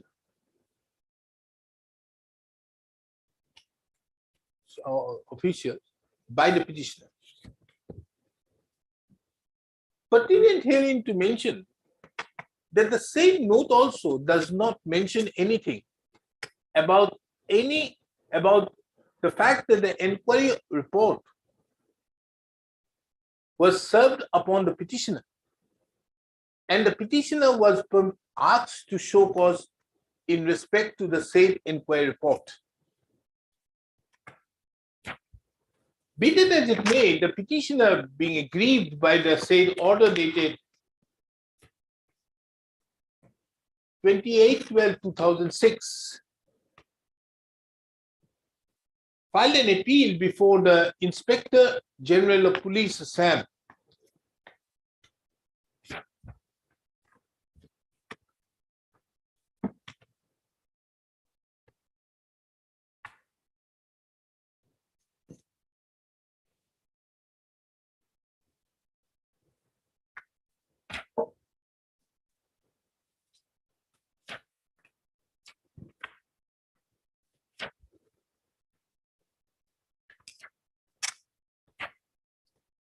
The same appeal, however, was dismissed by an order dated 17/8/2007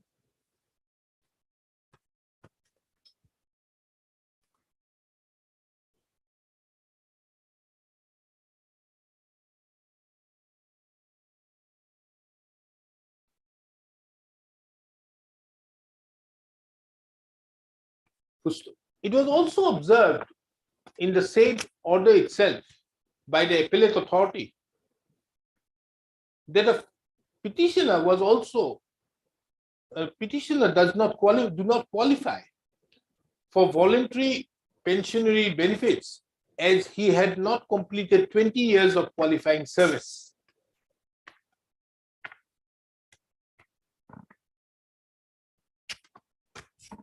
It was under such circumstances the appellate authority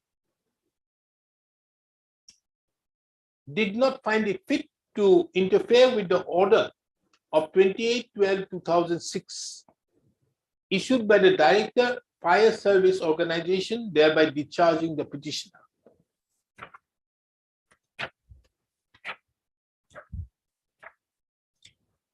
It appears from the records that thereupon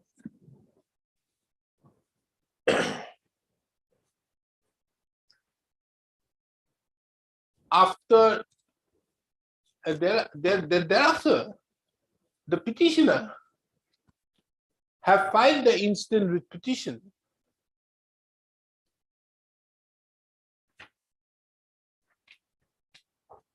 on 18th of September 2014.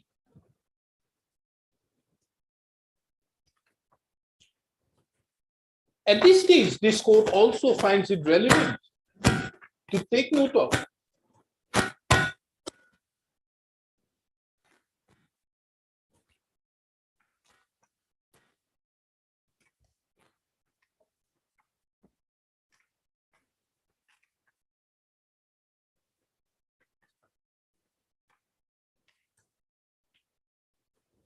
Yes, Mr. Counsel, why have you approached after 7 years? Well, in that regard, I have filed an additional affidavit also, Malad. Where? After it was considered, Malad. Additional affidavit I have filed, it was on 1st of December 2014. Thereafter, rule was issued.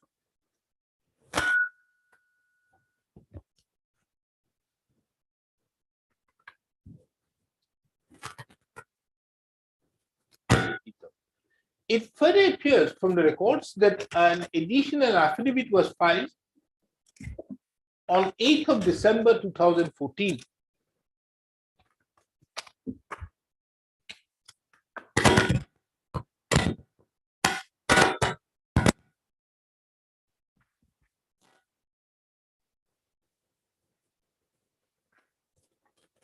Thereby explaining the reason why, after a period of 7 years, the petitioner had approached this form by filing a writ petition.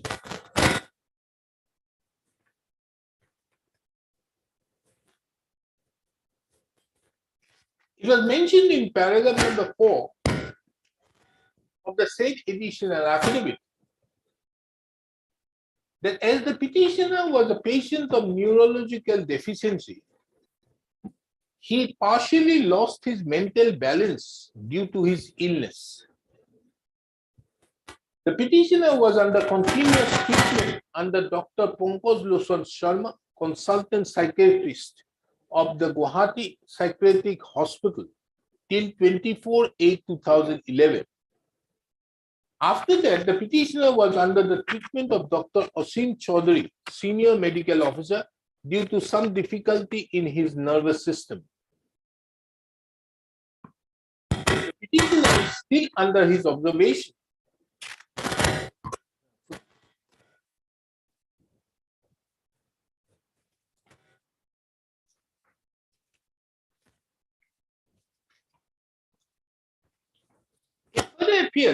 It further appears from the records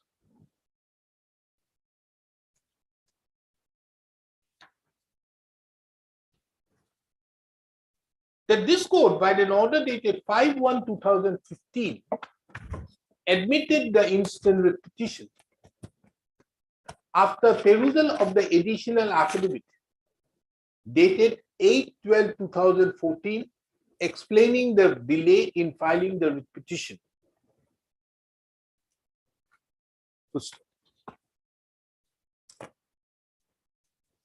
Next, the record reveals that the respondent number 4 had filed an affidavit in opposition on 16/3/2015.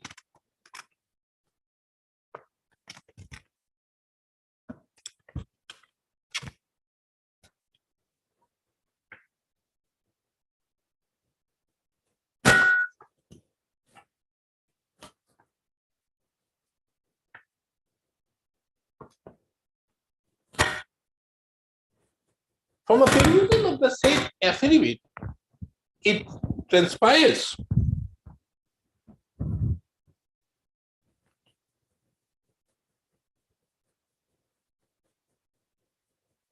that it is the stand of the respondent authorities to the effect that the petitioner have been in was in unauthorized leave, and the petitioner was given each and every opportunity to defend his case before the inquiry officer.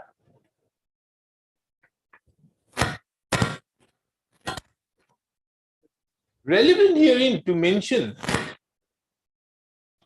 that in paragraph number 2, Roman 4,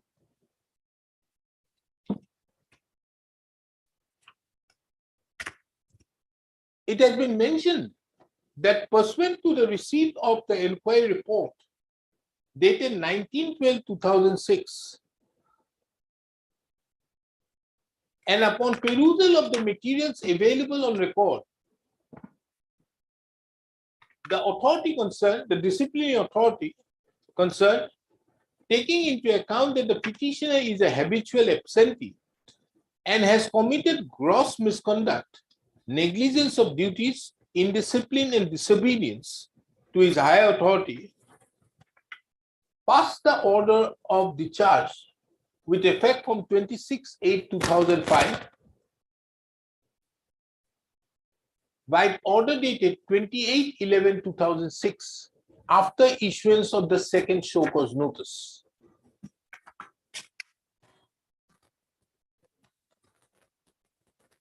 It is relevant, however, to take note of that in the affidavit in opposition, the second so-called notice was not enclosed.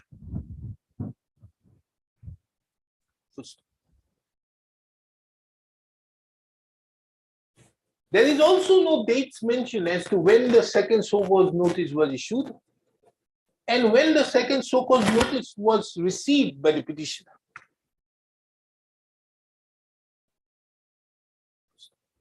Be that as it may, this court, during the course of the hearing, requested the learned counsel appearing on behalf of the respondents as to whether there is any second so-called notice pursuant to the inquiry report being submitted on 19/12/2006, issued to the petitioner on the records,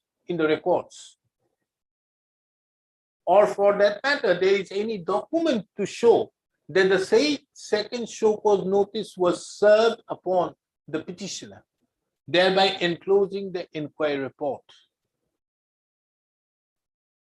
The records upon being produced, however, does not show that there is any second so-called notice which was sent to the petitioner, or for that matter, the second so-called the inquiry report dated 19/12/2006 was sent to the petitioner and served so that the petitioner could have a right of say against the inquiry report.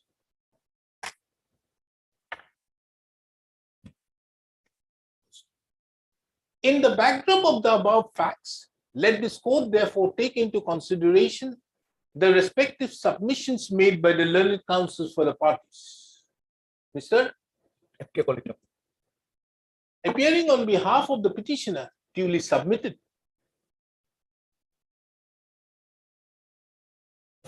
That the non-furnishing of the inquiry report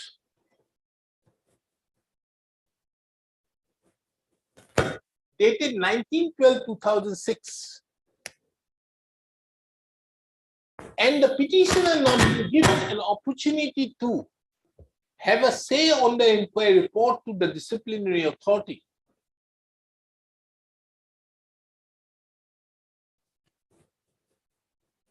have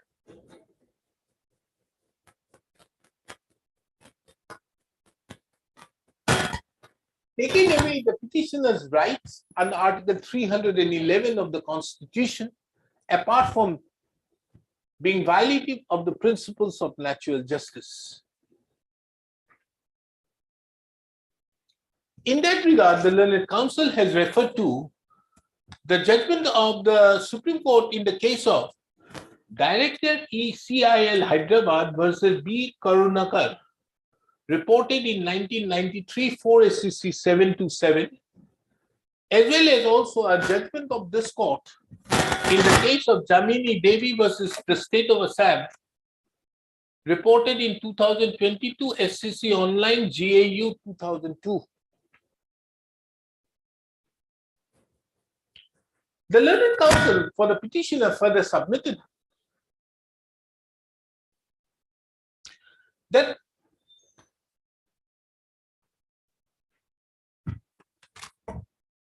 the petitioner, that it is the requirement of law that there has to be an appointment of a presenting officer. However, in the instant case, instead of there being a presenting officer,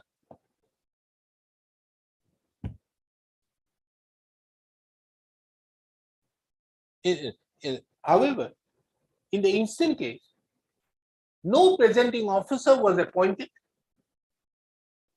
and the inquiry officer also took up the role of the presenting officer. And thereby, the presenting officer, thereby, in respect to the inquiry dated 1912, in respect to the inquiry, which was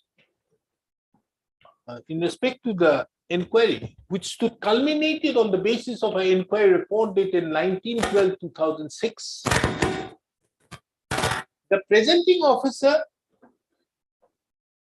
and the inquiry officer was one and the same. He further submitted that the petitioner was not informed that he was entitled to a defense analysis, what do you say? Defense assistant. Defense assistance. And for such reason, the petitioner had no clue, which had resulted in the petitioner not cross-examining the various witnesses during the course of the inquiry proceedings, which have resulted in prejudice to the petitioner. Anything else? Nothing. No more. On the other hand, Mr. C.S. Hazarika, the learned counsel appearing on behalf of the respondent numbers, all the respondents submits.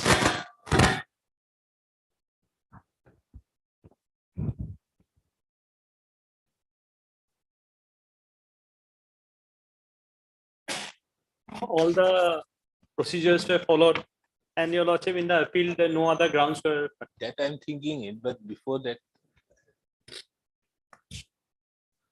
I have to go by the affidavit, your lordship. Affidavit says they followed all the. no, that I'll say, submits that from a perusal of the affidavit,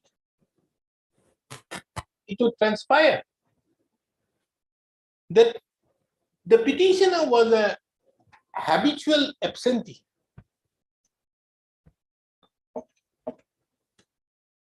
And as such, the findings so recorded in the inquiry report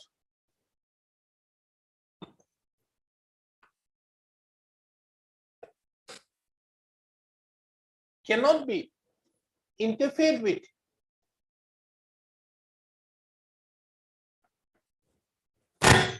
in a proceedings under Article 2 to 6 of the Constitution. The learned counsel further submitted that the scope of jurisdiction under Article 2 to 6 of the Constitution is limited insofar as departmental inquiry proceedings are concerned. It is also the submission of the learned counsel for the petitioner, for the respondent, that although the petitioner is raising the issue pertaining to violation of natural justice,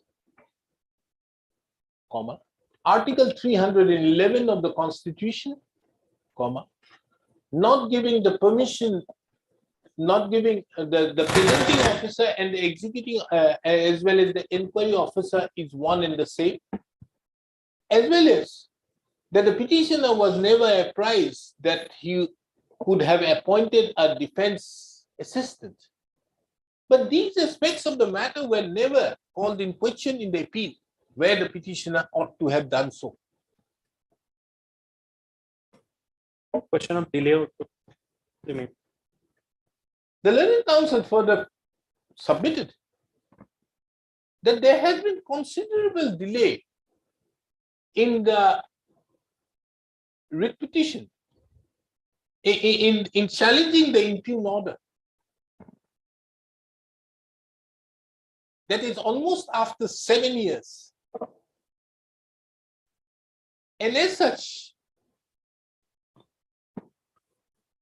on account of delay and laches, LACHES, this court should not exercise the discretionary remedy under Article 2 to 6.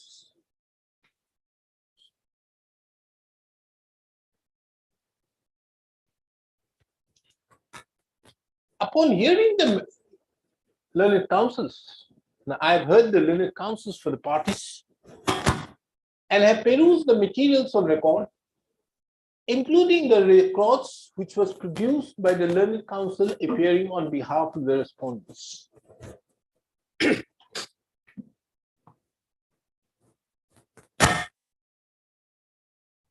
Let this court, before proceeding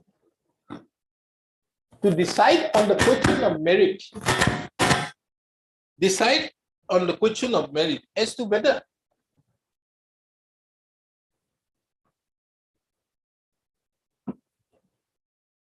the writ petition should be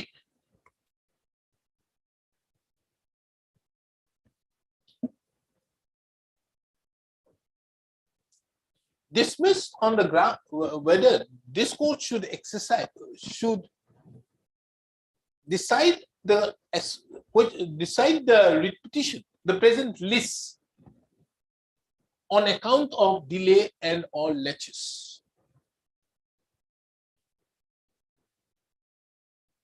The materials on record clearly would show that the order of the charge was passed on 28/12/2006, and the appellate order was passed on 17/8/2007. It is thereafter, it was only on 18/9/2014, 18/9, 8/12/2014. 8/12. No. File? No. No. 18/9. 18/9. I 18/9. don't forget. Yes, 18/9/2014. That the writ petition was filed. It further appears from the records that this court had on 26/9/2014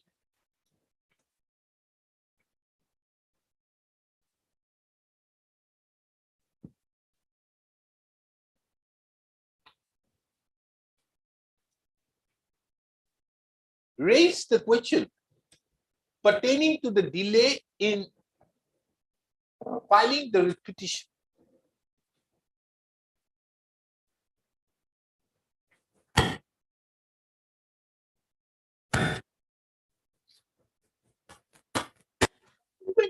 On 7/11/2014, the petitioner took time for filing an additional affidavit. It further appears that on 5/1/2015, this court, after considering the contents of the additional affidavit so filed on 8/12/2014, yes, 8/12/2014. No?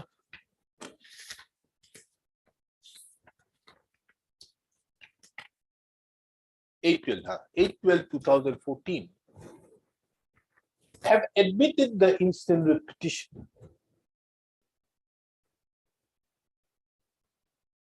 By issuing a rule.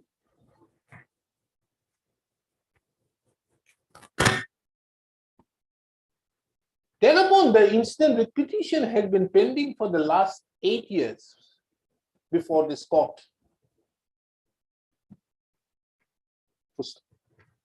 At this stage, this court finds it relevant to refer to a judgment of the Supreme Court in the case of AIR 1971 SC page 33.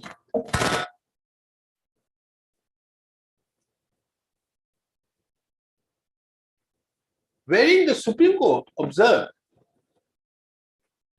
that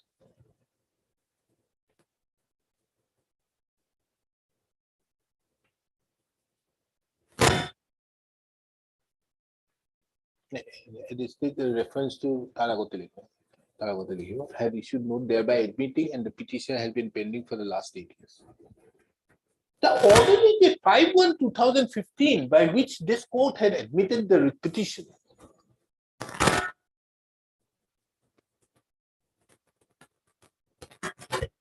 shows that this court, having been satisfied with the reasons assigned in the additional affidavit, have admitted the present writ petition.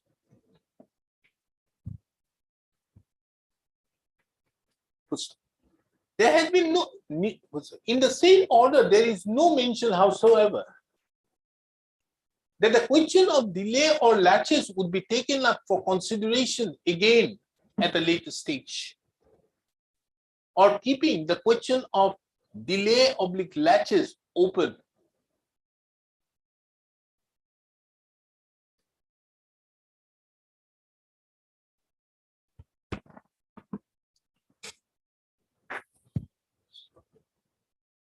There being no challenge to the order dated 5/1/2015, this court is constrained to observe that at the present stage, to dismiss the petition on the ground of delay oblique laches would not be proper. This court, in that regard, finds it relevant to refer to a judgment of the Supreme Court in the case of so-and-so versus so-and-so reported in AIR 1971 SC page 33, page 9. Wherein the Supreme Court, although in the context of relegating a writ petition to an alternative remedy, although the Supreme Court, the Supreme Court was dealing with the question as to whether the High Court was justified in relegating the petitioner therein to an alternative remedy after having admitted the writ petition and having heard on merits, observed that it was not proper to do so.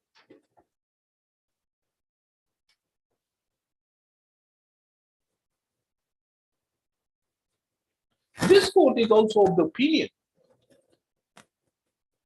that after having admitted the writ petition on 5/1/2015 by this court,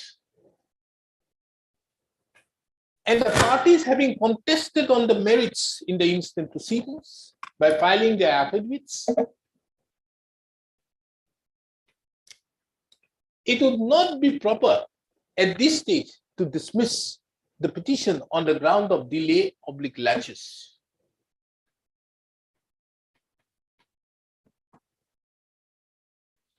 The next question which arises, or for that matter, being pivotal for the purpose of disposal of the instant writ petition, is as to whether the inquiry report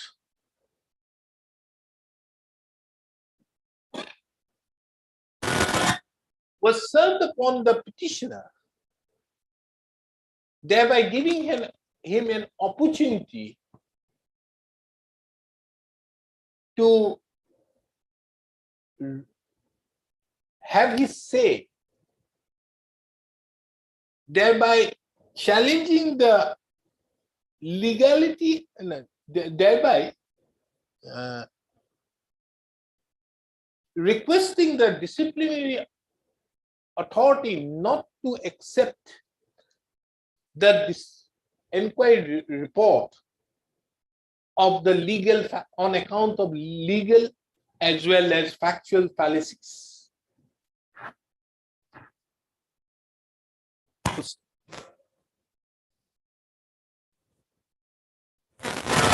As narrated herein above,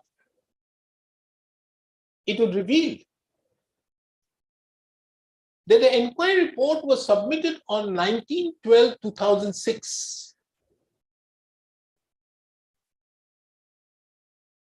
And the order of discharge was passed on 28/12/2006, which is after a period of 9 days. There is no materials on record to show as to when the inquiry report was sent or served upon the petitioner, thereby asking the petitioner to show us why the departmental authorities should not accept the inquiry report.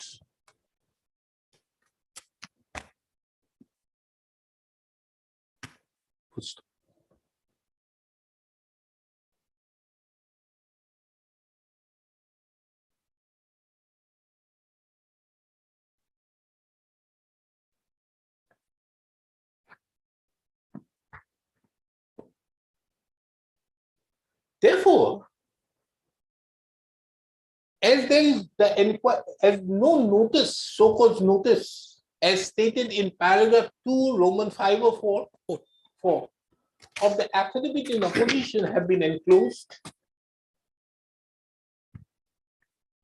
nor the same could be seen from a perusal of the records produced, nor there is any documents shown by the respondents to the effect that the said document, that the said inquiry report as well as the notice was served upon the petitioner.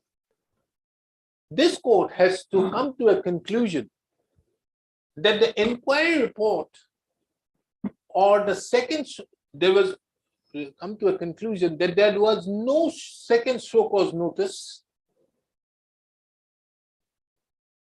along with the inquiry report served upon the petitioner.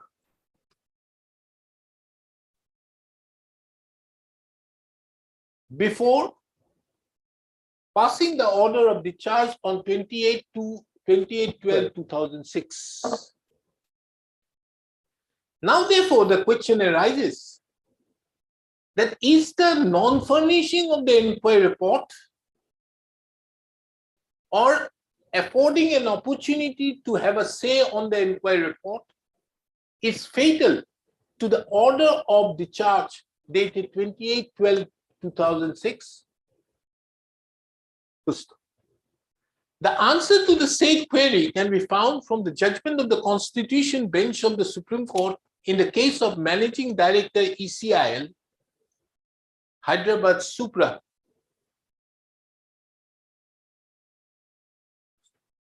A perusal of the said judgment would show that the primary question involved in the said proceedings before the Supreme Court, was whether the report of the inquiry officer oblique the authority who oblique which is appointed by the disciplinary authority to hold an inquiry into the charges against the delinquent employee is required to be furnished to the employee to enable him to make proper representation to the disciplinary authority before such authority arrives at its own finding with regard to the guilt or otherwise of an employee,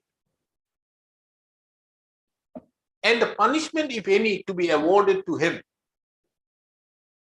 In deciding the said question involved, the Supreme Court took into consideration Article 311(2) of the Constitution, which stood prior to the 42nd Amendment of the Constitution, as well as the post-42nd Amendment. The Supreme Court observed that a right to receive the inquiry officer's report and to show cause against the findings in the report was an independent of the right to show cause against the penalty proposed. Both the rights, that is the right to represent against the findings of the report, as well as right to show cause against the penalty proposed, the later one, which was taken away by the 42nd Amendment of the Constitution, has been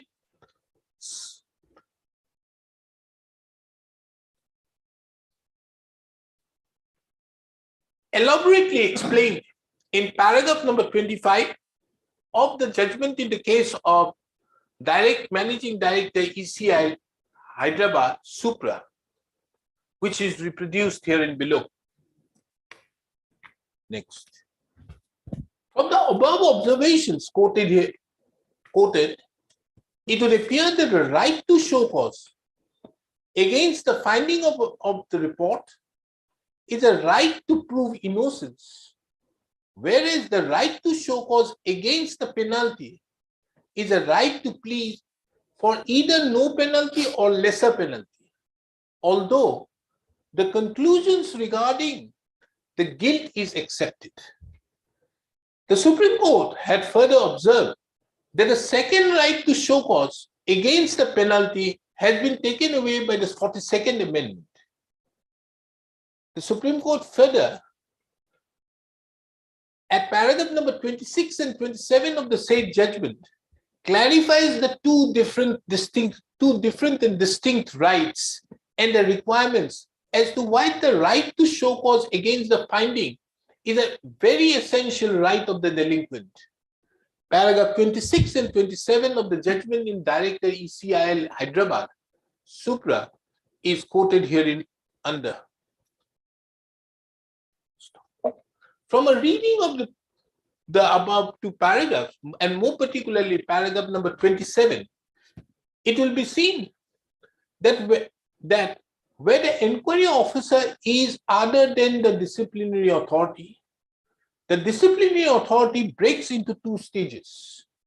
Proceedings breaks into two stages. The first stage ends when the disciplinary authority arrives at its conclusion on the basis of the evidence, inquiry reports, officer's report, and the delinquent employee's reply to it. The second stage begins when the disciplinary authority decides to impose penalty on the basis of the conclusions. It was observed that if the disciplinary authority decides to drop the disciplinary proceedings, the second stage is not even reached. The employee's right to receive the report is thus a part of a reasonable opportunity of defending him in the first stage of the inquiry. And if this right is denied to him, he is in fact denied the right to defend himself and prove his innocence in the disciplinary proceedings. The above observations of the Constitution Bench of the Supreme Court therefore takes into consideration two aspects for the purpose of the instant case. First, the imposition of penalty upon the petitioner without giving him the opportunity of submitting a show cause against the findings of the inquiry officer is a denial of the right to the petitioner to defend himself and prove his innocence in the disciplinary proceedings. The Supreme Court had categorically mandated that in the said judgment, and more particularly in paragraph number 30, Roman 1, that the same would amount to violation of the principles of natural justice and therefore invalid.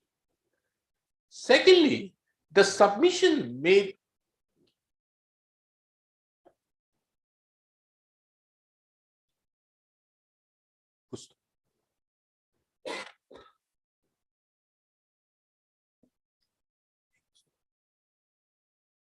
in that view of the matter, taking into account that the petitioner had not been given the opportunity by serving upon the petitioner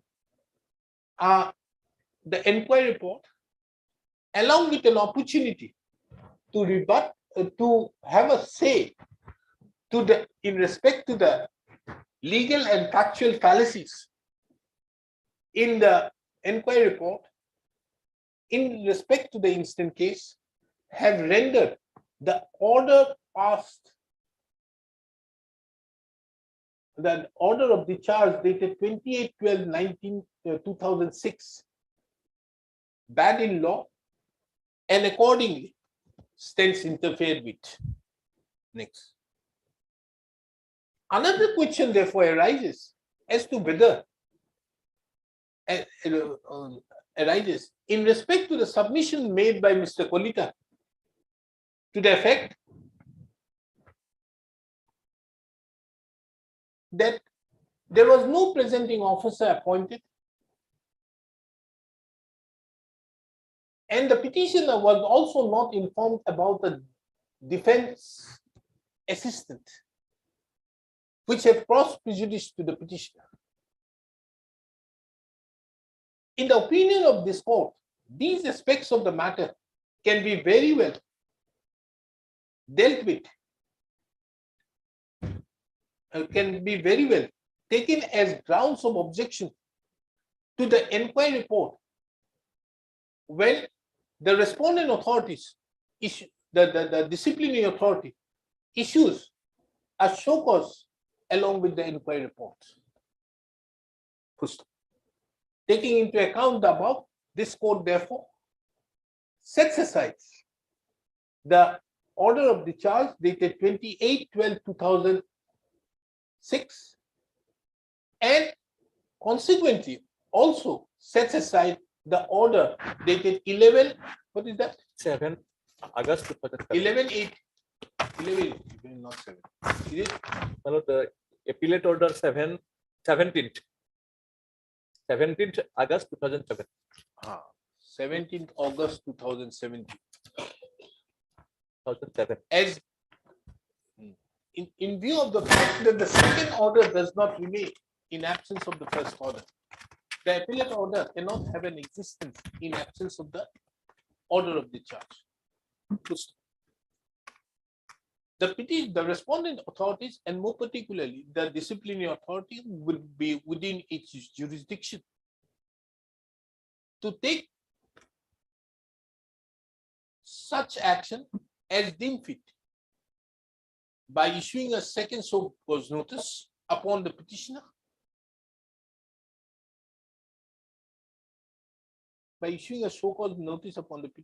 thereby enclosing therewith the inquiry reports.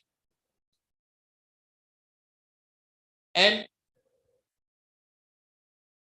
so that the petitioner can have a right, can reply to the said show cause notice. The petitioner would be at liberty to take such legal and factual grounds as permissible under law. It is before parting. This court, however, would like to take note of that as there was a delay in filing of the writ petition for 7 years, and the consequential delay in adjudication of the matter,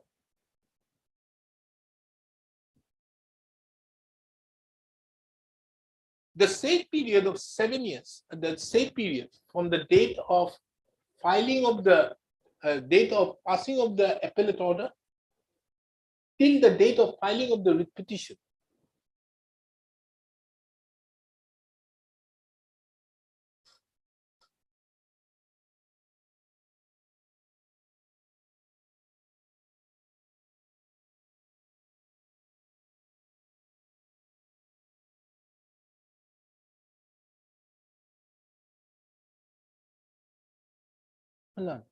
before parting, I won't put that.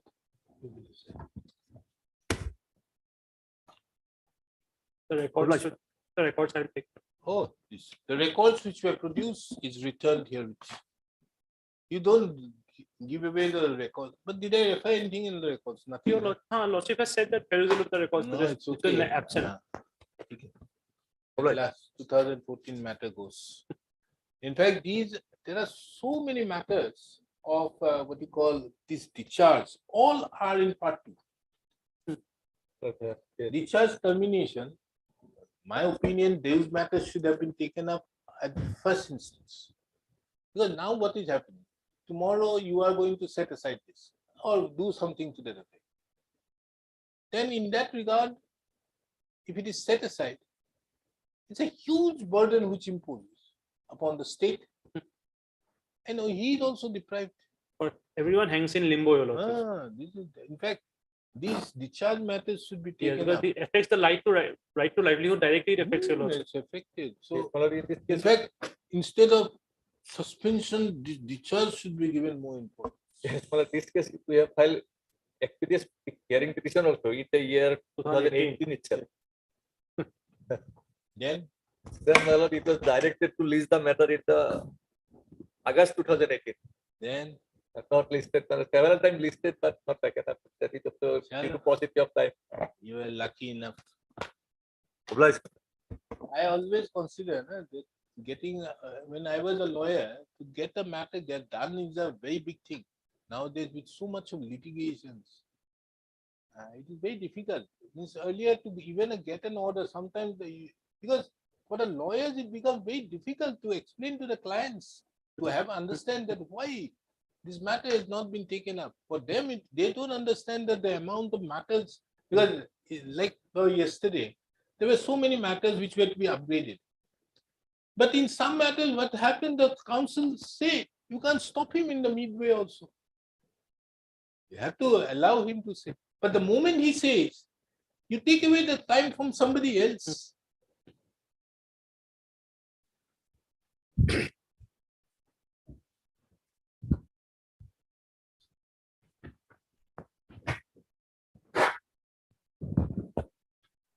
And number 21.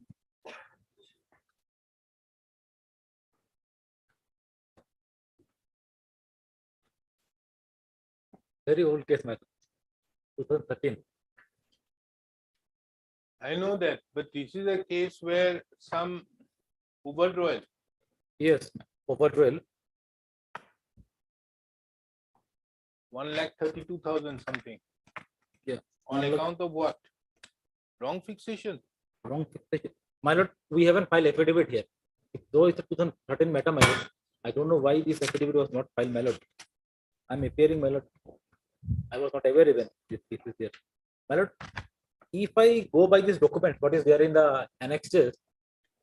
Yes, from this letter only in page On 25, account of wrong fixation. that is what, my lord, because there is no recovery order was anything as such annex in this petition, my lord. Only from this page 25 of the writ petition, these amounts, my lord, reflect. That is a letter written by the petitioner to the director.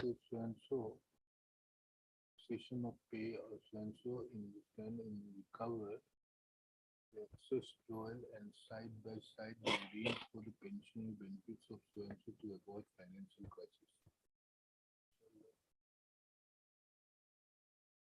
But can you find out what has happened in this thing? I can always find out. You just find out because you see the petitioner is not represented. Yeah. But the petitioner being not And represented means that doesn't mean that I'll dismiss it. No, no. And So moreover, he has you died. can find out, we will do the needful for that because now you have a particular circular.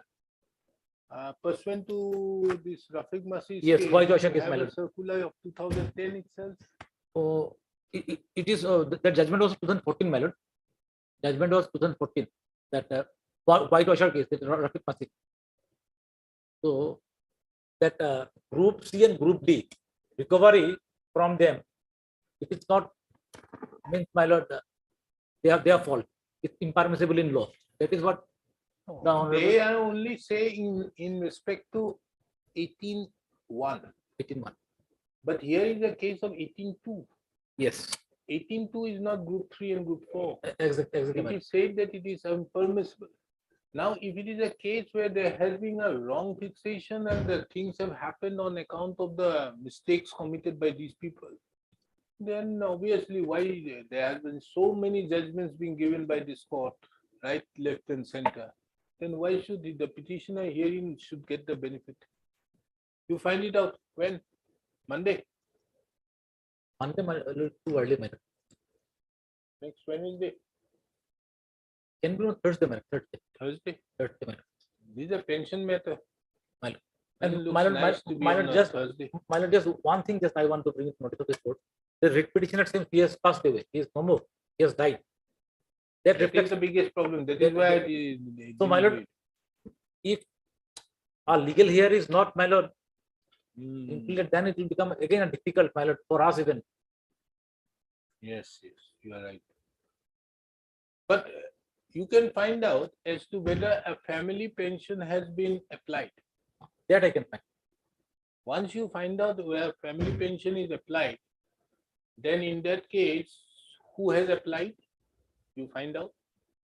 Then we'll get hold of a lawyer, make him an amicus and get the matter done. My lord, only one thing, my lord, I don't, this is a very old case, don't have a brief. I will just, taking leave of this court, I will take a photocopy of this petition, my lord. Take it, don't worry. So none appears on behalf of the petitioner on call. Mr. Ardhar appears on behalf of the respondent. Respondent, PWD? No, but this is sericulture, my lord. All the respondents, no, I- it can't be because the pension has to be, director of pension has to be there somewhere. My friend is- Is the director of pension a party? No, my lord, director pension is not a party, only sericulture. Yeah, the problems. And Only- sericulture, does it go to the director of pension or the accountant general? Accountant general. Oh, where's the accountant general now? Okay. Appears on behalf of the respondent number 1 to 4. The learned counsel for the respondents submitted that the petitioner in the meantime had expired. Be that as it may, this court, taking into account the issue involved, is not inclined to dismiss the petition for default on account of the lapses on the part of the counsel for the petitioner to appear before this court.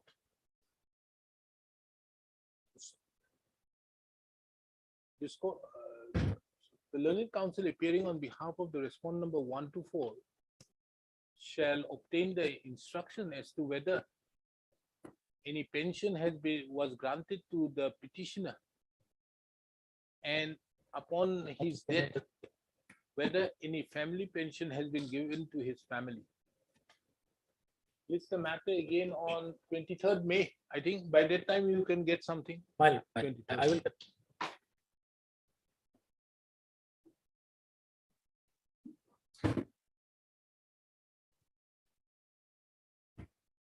Yes, Mr. Barbara, 26. your matter.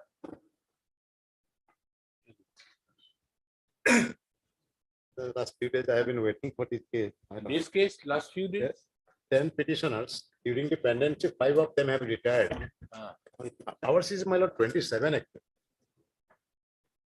What's it playing, Mika? Your item is My item is 27. 27. We will take up 27 week. 27 to the auction. 27 to the auction. 27. The Meetings are complete. All these, my lord, petitioners, 10 of them are challenging, my lord, the action of the government in not giving enhanced grade pay, which has been awarded even to officers of our next below rank. And secondly, our non-promotion to the next higher post of Joint Chief Executive in Panchayat Department in Panchayat for long years. All 10 of us were, my lord, initially appointed as BDOs in between 1985 and 1988, block development officers. And post of BDO was initially class 2 post. After repeated representation by our association in May 2000, it was upgraded to grade 1 in the existing pay scale. So the nomenclature of the post was upgraded to grade 1. The BDOs, however, continued to be in their pay matrix. Then after serving for 28 years, 29 years, we were for the first time promoted to the post of Deputy Chief Executive Engineer. We served for 25 to 30 years in the post of BDO as a stagnant officer, my lord. Then the first promotion we got in our career, that was in 2016, 5 my lord, page 29 and 31.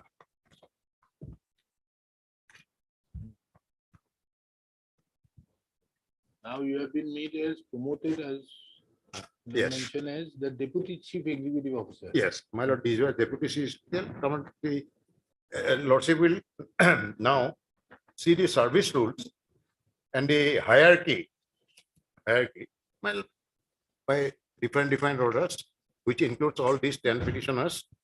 My lord, they were promoted to, my lord, post of Deputy Chief Engineer, which is the post next above to that of BDO. That your lordship will find in the service rule, the gazette notification of which I have annexed 11D. at page, my lord, 33, 34. Lordship may come to page 36. This rule is of 2013. It is still in existence. Okay. Assam Panchayat and Rural Development Officers Service Rules. Kindly turn to, my lord, Rule 3, cadres. Additional director, next below is joint director, next below is deputy director, then, my lord, deputy director, then deputy chief executive officer. This is where I am. Then next below is assistant development commissioner Panchayat. My lord, this post has been earmarked, my lord, for fishery, Panchayat fishery. Then next below is block development officers, then extension officers. So clause F, block development officer post, It is a post, my lord, clearly below that of ours. Hmm. We are at D, Deputy Chief Executive Officer, we were promoted. Then, my lord, lordship may also come to 13D, Yeah. 11D, recruitment, five, 11D. Lord. Page 39. That's correct. 100%. D. 100% of the strength of the cadre of Deputy Chief Executive Officer shall be filled up by block development officers who have experience of minimum 10 years continuous. So clearly, now what has happened, peculiar thing, in spite of the fact that we were promoted from the next below post of BDO, the 7th pay commission, my lord, provided for a peculiar, my lord, recommendation, which your lordship will find at page 49.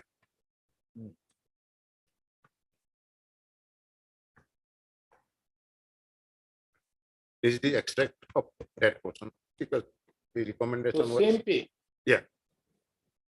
Panchayat and Rural Development Department. My lord, lordship may read 8. 4 is not necessary. 4, 5, 7. This is for executive EO credit.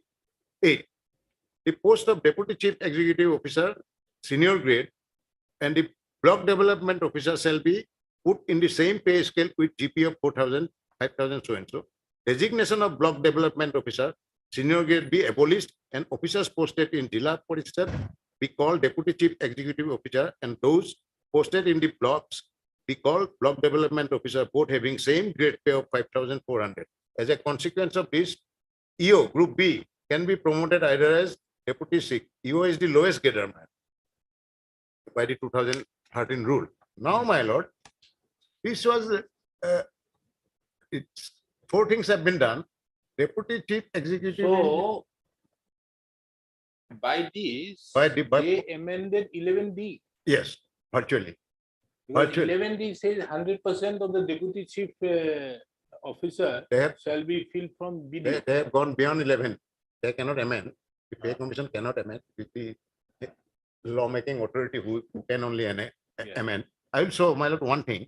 Hereby 4 things were done. Deputy CEO, BDO self were recommended to be put in the same pay scale. Designation of BDO abolished. Officers at Jila Parishad be called Deputy Chief, and they posted as block as called BDOs. Both will have same grade. We represented, my lord, against us proposals that both these posts cannot be equated, given same pay scale. We were promoted from BDO to CEO as per service rules.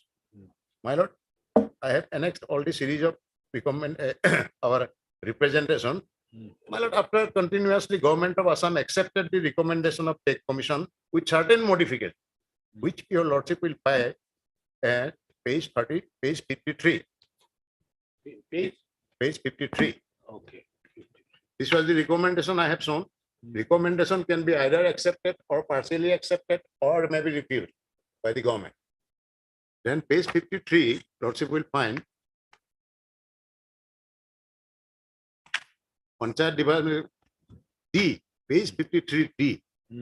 About all these recommendations, at last it has said, the provisions of service rules shall apply in recommendation of the commission of subpara 4, 5, 7, 8 of para 1.23, which I have shown at page, my lord.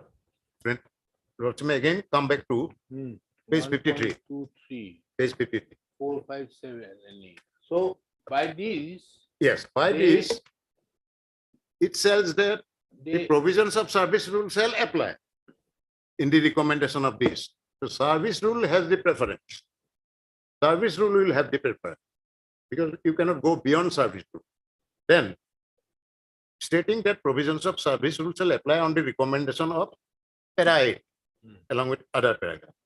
Now, my lord, while our pay scale of CEO remain unchanged in the scale of 30,000 so and so, grade pay 12,700, by annexure 5 at, my lord, page 54, page 55, the mischief was done. yes. Lords may kindly turn to annexure 5, page 55. This was of 2021. In exercise of powers conferred in the proviso to so and so, Governor of Assam is pleased to order the following amendments shall be made in the schedule to the Assam Service Rules 2017 ROP published in Extraordinary Gazette so and so. In the pay schedule under the head Panchayat and Rural Development Department below, Sub-Head Directorate of Panchayat so and so existing in column 4-5 at page so and so against the post of Block Development Officer shall be substituted as below. Existing pay scale, it is all right. Now come to the grade pay, that is important. The grade pay till then was 4,007 and go to the revised pay, next column. The scale is given and grade pay has been enhanced to 12,700, which is our grade pay. Which is our grade pay. That's what precisely we are agreed. We cannot treat, basically the case will boil down to unequals being treated as equal. That will be the crux of the matter, my lord. Then what happened? We represented that you cannot do this. We are promoted from the post of videos, and videos is the same grade pay you are giving to them. And we also refer to rule 5, 4 and 11D, which your lordship has rightly pointed out. Then, my lord, the commissioner of our Panchayat department, Commissioner of Panchayat, recommended to the principal secretary at page 73 in our favor. Page 70, Page 73. proposal for creation of. Yes. Here. From the second paragraph, I am reading, my lord. This was of February 21. Pursuant to government instruction regarding submission of proposal for creation of post of Joint Chief Executive Officers in Jilla Parishad, I would like to state that at present there are 44 Deputy Chief Executive Officers posts for 26 numbers of Jilla Parishad. As such, out of 44 Deputy CEO posts, 26 numbers of Deputy CEO posts will be required for each of these Jilla Parishad. So the remaining 18 numbers of Deputy CEO posts may be upgraded. In fact, it, my lord, recommended about our upgradation. 13 numbers of Joint Chief Executive Officer. That will be the next higher post. Presently, we are working as CEO. The next higher post actually, because we are claiming promotion as well. There are two limbs to this treatment. One the get pay and one non-promotion. Now, here, my lord, so this paragraph important. In this connection. So, Mr. Borbar, here, if we look out here. My lord, kindly read this paragraph, my lord. No, just 1 minute. In this connection, it may be stated that the proposed. Now, where the joint, this joint CEO, is it a part of the rules? Yes, my lord. There is a post. Can you come to page 36 in the Yes. cadre? Yes. Yeah, it may be, my lord, the deputy director also. It may be No, no, deputy director. Additional director, joint director, Ah. deputy director, Panchayat Rural Development. vice principal. Yes. Where is the post of joint CEO? Joint director is B, my lord. No, joint CEO. That is equivalent to, I suppose, my lord, deputy director. The nomenclature is different. Okay. So they wanted to increase the strength of deputy director. By whatever name the nomenclature give to the next step of post, we want promotion to that. Okay, then. Then, my lord, in the same page 73, in this connection, it may be stated that the proposed scale of pay for the post of Joint Chief Executive Officer demanded by our association is so and so plus grade pay of 15,100. Whereas the existing scale of pay is demand plus grade pay of 12,700. By the way, we don't grudge the videos grade pay being enhanced. Our case is that you cannot keep the same grade pay once. If you are giving them 12,700 grade pay, fine. Let them get. But don't- you being in a promotional Yeah. post, you are We entitled. don't grudge, but you cannot give us the same grade pay. We are entitled to this grade pay, my lord, 12,700. 12,700. Then, now the financial implication for upgradation of the GMP post or demand worked out. Say for maximum of demand between 1 is. Then, Therefore, my lord, they recommended. The Panchayat department has also filed an affidavit, my lord, which is the part of the record where they supported our case. But it is the finance department, which is at loggerhead with the Panchayat department. Finance department, my lord, basically banked on the pay commission report. Apparently, my lord, by overlooking the fact that as per the law, Who is the respondent number 1 and 2? response number 1 and 2, my lord. The Panchayat? Yes, Your Lordship. Now, you see, kindly come to paragraph number 5 of your affidavit.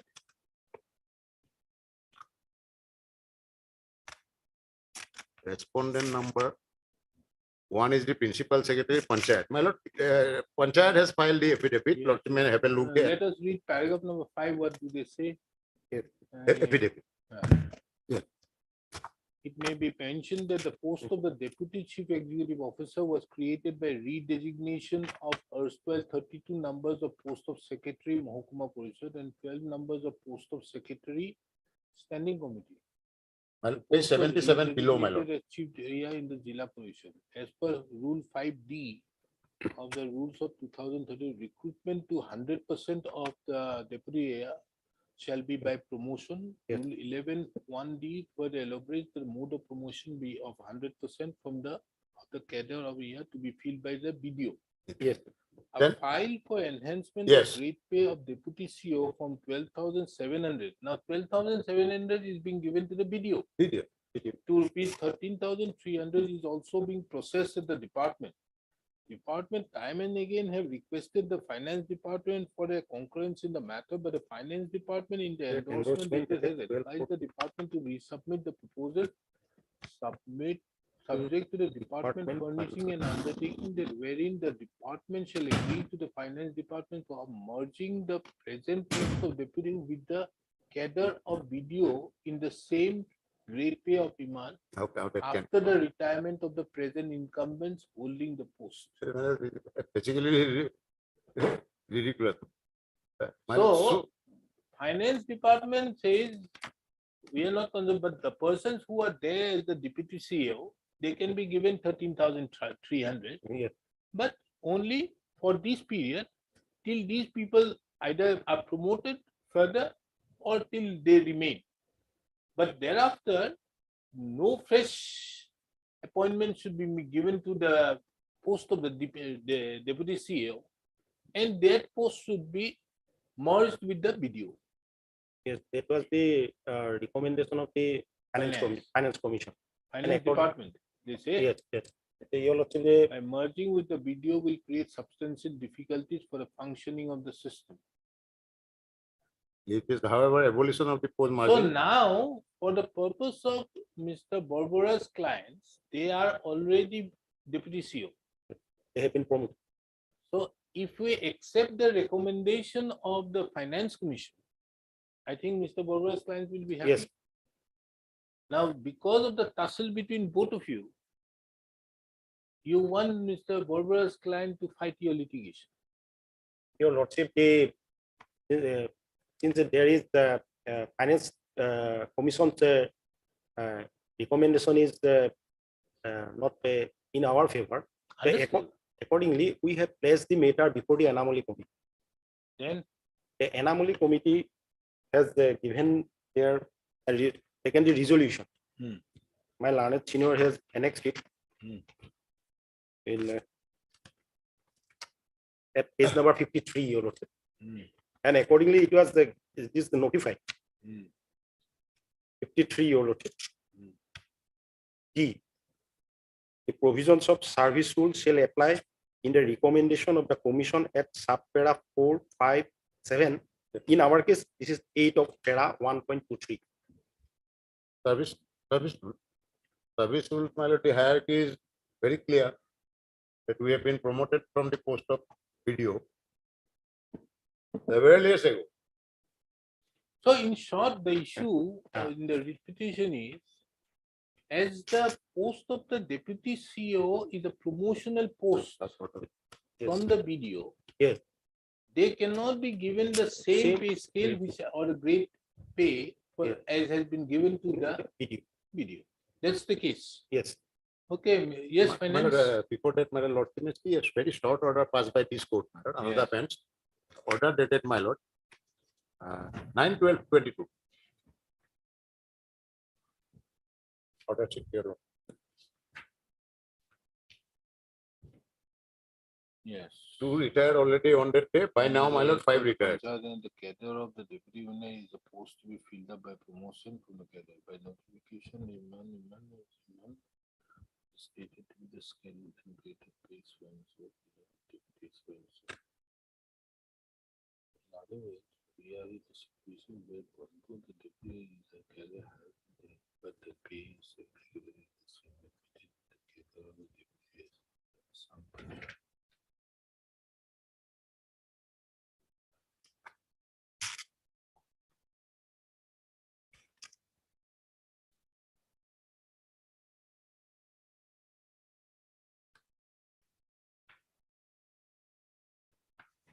Yes. There was another order whereby another bench, my lord, said that out of the petitioners who have been retired, provisional pension should be paid. Because what happened, my priority, so far as my lord, promotion is concerned, for the time, your lord may keep it aside, and it will require the processing. While Promotion to where? Promotion to the next step of post of CEO by whatever nomenclature it is called. Okay. In entire career, we have been given, my lord, only one promotion. But otherwise you won't be entitled to the MSCP. They Yes. are entitled to the MSCP. Should be. But in pension now, the problem is our pension has been calculated on the basis of this great paid worker. Therefore, my player will be definitely the pension calculation will have to be done. Give us the pay notionally with effect from the date on from which the videos were granted enhancement, and calculate our pension on the basis of this recommended pension.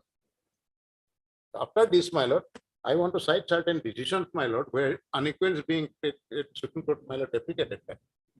I will- okay.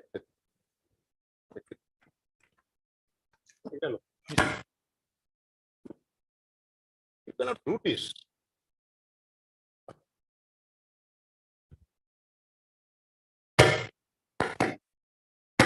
Take a microphone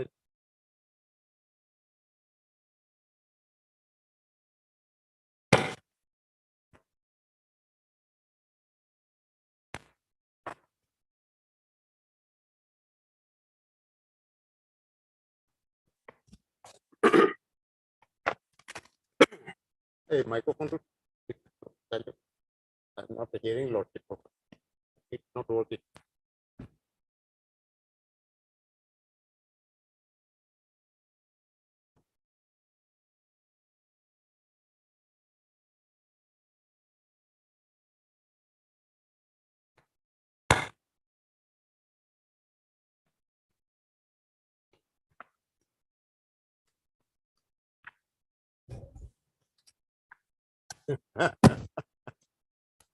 This Berlin wall should be collapsed. Yes, yes. I Now, diabetes. with the WHO saying so, let's see. Why this Berlin wall should be here? I'm still temporary here. For asking the Berlin Wall to collapse would not be proper for me. Anyway, let me first get hold of what the finance say, and then I'll go in. Yes, tell me why both the person have been given the same. Because, my lord, the finance department has acted on the recommendation of the Assam Pay Commission. Now, the recommendations, whatever has been, my lord, given by the Assam Pay Commission, Pay and Productivity Commission, that is an expert body dealing with regard to, my lord, all the financial implications, pay structures, everything, my lord. Now, finance department has to act on the recommendation of the APCC 7. So unless it is being interfered. Unless it is being interfered. That is number one. Then if my So lord, what do you say about both when higher cadre or a person who is a promotional post is being given the same, then what is your legal proposition to support the action of the Finance Commission? Now here, my lord, the finance commission has given certain recommendations. Understood? Yes, now the finance. I am asking about, Yes. can that be done? When there are two, it's a, admittedly, it's a promotional post as per the service rules. Promotional post, but in the prayer portion in the read petition, they are praying for creation of that post. If my lord may be pleased to come to page 25 of the read petition. No, that is for the purpose of promotion. I'm not on that, Mr. Barbuzari. I'm only on the simple question out here as regards the rate fee. My lord. Now, the video is being given for 12,700. Yes, my lord. He is the deputy CEO is also being given 12,700. Yes. Now you are accepting, you say that, okay, we will accept it. Giving 13,300, there's no problem with that. But subject to the Panchayat and Rural Development Department at a later stage, merging the deputy CEO to the post of and the block development officer together. As per the recommendations of the pay commission. What do you mean? Yes. But as of now, till those persons are there, can you put them, because of them, debar these persons to get it? So they get it because financial matters, my lord, these are, my lord, the grade pay is to be increased, grade pay is to be reduced. Now, what post is, my lord, carrying what? No, there has to be a reasonable reason. There has to be reasons. Yes. You can't say that tomorrow the finance commission pays, My lord. or whoever says that these persons, the concerned stenographer out here, he will get more than a what you call the register of the High Court. For that, my lord. Would that be reasonable enough? My lord, here the difficulty is, my lord, the finance commission had made certain recommendations. So your basic question here, your submission is that as the finance commission has done it, we have done. We have done it, and that is one part. Second part is, my lord, if the petitioners were agreed by the decision of the finance commission, my lord, they would ought to have represented before the anomaly committee. They have not represented. That is the specific. But the anomaly committee has already given a recommendation to that effect that para 1.23 Yeah. of the finance commission's recommendation shall also take into account the service rules. Yeah. Then the anomaly committee has already given. What is there to recommend? They should represent them.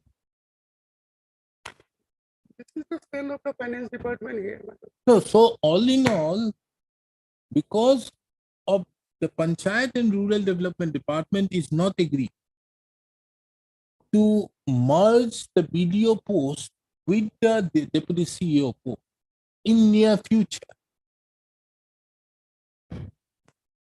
Both of you have deprived the petitioner. Isn't it? In long and short. No, it is not a case of deprivation because the finance department being the, my lord, the department concerned with the financial health of the state. It is not that finance department is only concerned with the designation or upgradation of the grade pay of the petitioners or the entire state of Assam. Because here, if something is upgraded, it will have financial implications in other aspects. If this is there, so we will have to maintain a balance. And therefore, is, my lord. Are you saying that the maintaining of the balance which you have done Yes. is taking both the posts, a promotional post, the pay of a promotional post and the other post together? This is exactly what my affidavit reflects. Therefore, I wanted to invite my lord's attention to the affidavit filed by the finance department. Yes, show me. I will only, my lord, place one paragraph, my lord. My affidavit starts Your from paragraph 5. yes, paragraph 5 at page 83, running page 83. Yes, I've got it. Yes, my tell lord. me. I will read it, my lord. This will, my lord, resolve the craft, my lord. Yet with regard to the statement, on the independent basis, 7 APCC, that is the Finance Commission, by this recommendation at para so and so recommended that the post of Deputy CEO, BDO, senior grade, and BDO shall be put in the same pay scale with grade pay of rupees 5,400. The designation of BDO senior grade be abolished and the officers posted in the Zilla Parishad be called Deputy CEO, and those posted in the block be called BDO, both having the same grade pay of rupees 5,400, revised grade pay of rupees 12,700. Hmm. As per recommendation of No, the no, no. seven- First and foremost, from here, Yes. does the Finance Commission has the power by making a recommendation to alter the statutory rule? Finance Commission can make recommendations. No, no. to the- Can they have? Do they have the power to alter on the basis of their recommendation the statutory rules? It is for the government to take a call. Now, has the government done it? Government has not done it. Government has not done it. Now, we also the have Panchayat to. Department being the line department has. We not have done it. also to understand one very important aspect of the matter. Yes, my lord. That the recommendation of the Finance Commission is not binding on the government. It is not. There are many judgments to that effect. So So merely, and so therefore an so anomaly committee wouldn't should it be a case where on one hand, one organ of the government is not willing to accept the commission report, and the other organ of the government have accepted a part of it, because you can only accept a part of it. No, we have accepted whatever recommendations has been given by the Finance Commission with regard to the issue in hand. So you have accepted as regards the pay revision aspect, Yes, that what it should be the grade pay of so and so. You have accepted. yes, because we deal with, my lord, the permutation and combination of financial matters. Now, if both are not at gelling together, Yes, can the petitioners be put into the no, that is This precisely my anomaly lord, thing? that, my lord, I may not submit on it because I am representing the finance department. I am defending my state. Lordship will decide, my lord. Therefore, I am inviting my lord the financial implications. How Now, the, are you saying, Mr. Borpuzari, my lord, that a query being put out there to a council, he is not going to reply to that because you are representing the finance department? I am putting a specific question on law. You are not representing. You are not going to answer to that. no, I am answering in a way, my lord, because You I am- answer in whatever way, that is your lookout. I'm not on that, but I'm putting you a specific question on this aspect. Yes, Because of both the departments, one department not accepting the recommendation, one department accepting the recommendation, can because of those two departments having not done this thing, the petitioner can be put into this jeopardy or this anomaly. And more particularly, when the anomaly committee categorically says that you are to take note of the service rules. So unless and until the service rules are not amended, more particular, why the petitioner? Because the petitioner has a right, a vested right on the basis of the service rules. The moment he is promoted to the post of the deputy CEO, he has a right to get a higher pay than the other. yes, Now, because of the Finance Commission the recommendation which is not being accepted by one, and further to that, the PNRD department very well may say that I am not bound by the Finance Commission's recommendation to accept the recommendation. so PNID, because the rule. Or of is it they can't say? No, the rule of executive business is such, my lord, that the financial matters, the views of finance department has to be taken. And the views of the finance department, which culminated into an endorsement, that my lord will find it running page 99. It is a part of my affidavit. This is the decision of the finance department. Now let's read further at page 83. Yes, my lord. Yeah. As per recommendation of 7 APPC, a proposal was received from Panchayat and Rural Development Department for upgradation of the pay scale of the post of Block Development Officer BDO from existing pay scale of rupees so and so, and the post of Deputy CEO from existing pay scale of so and so. The proposal was examined in Finance PRU Department, and as per recommendation of the 7th APPC, the pay scale of BDO, post of BDO was upgraded from existing pay scale of rupees so and so by notification number so and so. As regards proposal of upgradation of the pay scale of the post of Deputy CEO from existing pay band, there being no recommendation of the 7th APPC on the matter, Panchayat and Rural Development Department was requested to examine and take action as per recommendation of 7th APPC and amend the service rule If required, write endorsement letter so and so. Panchayat and Rural Development Department resubmitted the proposal for upgradation of the pay scale of Deputy CEO, stating that the post of Deputy CEO is a promotional post from the post of BDO and is higher in rank to the post of BDO. The proposal was examined again in Finance PRO Department and by endorsement dated 28/7/22, PNRD Department was informed that 7th APPC, after thorough in-depth study and examination, had recommended that the post of Deputy CEO, BDO senior grade and BDO should be in the same grade pay of rupees so and so, revised, that is 12,700. The designation of BDO senior grade should be abolished and the officers posted in the Zilla Parishad be called Deputy CEO and those posted in the block be called BDO, both having same grade pay of so and so. On receipt of proposal from the PNRD department for upgradation of grade pay and there being recommendation of 7th APPC for upgradation of the pay scale of the post of BDO was enhanced by notification number so and so. There being no recommendation for upgradation of the grade pay of Deputy CEO, PNRD department was requested to examine and take action. They are repeating the same. Yes.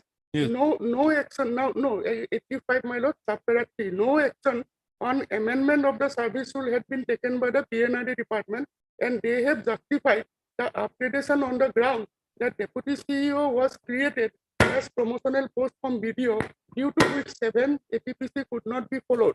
And if the recommendation of 7 APPC is acted upon, it would be anomalous. However, if the recommendation of 7 APPC was an anomaly, department ought to have placed the matter before the anomaly committee 2017, but it did not. PNRD department again resubmitted the proposal, justifying the upgradation in view of manifold responsibilities of Deputy CEO. PNRD department also stated that there are 44 sanctioned posts of Deputy CEO and at present man in position is 9 and remaining 35 posts are vacant. In view of the above, PNRD department was requested to clarify if there are other posts. When did this happen? 28/7/2020. That is, my lord, the last endorsement. No, when was this? This happened. This aspect that there were only 9 vacant posts. That was found, my lord. That There were only 9 persons in no. From the as input, deputy CEO. yeah, the inputs that were given by the PNRD department was examined, and this paragraph. So is an- these must have been done after 2017. maybe, my lord. Obviously, because you are saying about the anomaly committee of 2017. 2017. So, but the petitioners were promoted out there to deputy CEO, and they were 18 persons as on 29 to 2016. I'm reading the letter part, my lord. Yes, In please. view of the above, PNRD department was requested to clarify if there are other posts under the PNRD department with grade pay of 13,300. Because here is a tussle between grade pay of 12,700 to 13,300. And the possibility of those incumbents again claiming for higher pay if grade pay of Deputy CEO is upgraded. Because if this is upgraded, then similarly situated other persons holding other posts may come up. Then again financial implications will arise. PNRD department has also been requested to furnish the financial implications. Further, PNRD department was requested to re-examine the above proposal in view of the fact that recommendations of pay commission are made after in-depth study and examination and take necessary action as per recommendations. And this the final endorsement, that is an extract of the record, the government notes it, that my lord will find at page 99 of that, my lord, of that affidavit, which my lord is taking up.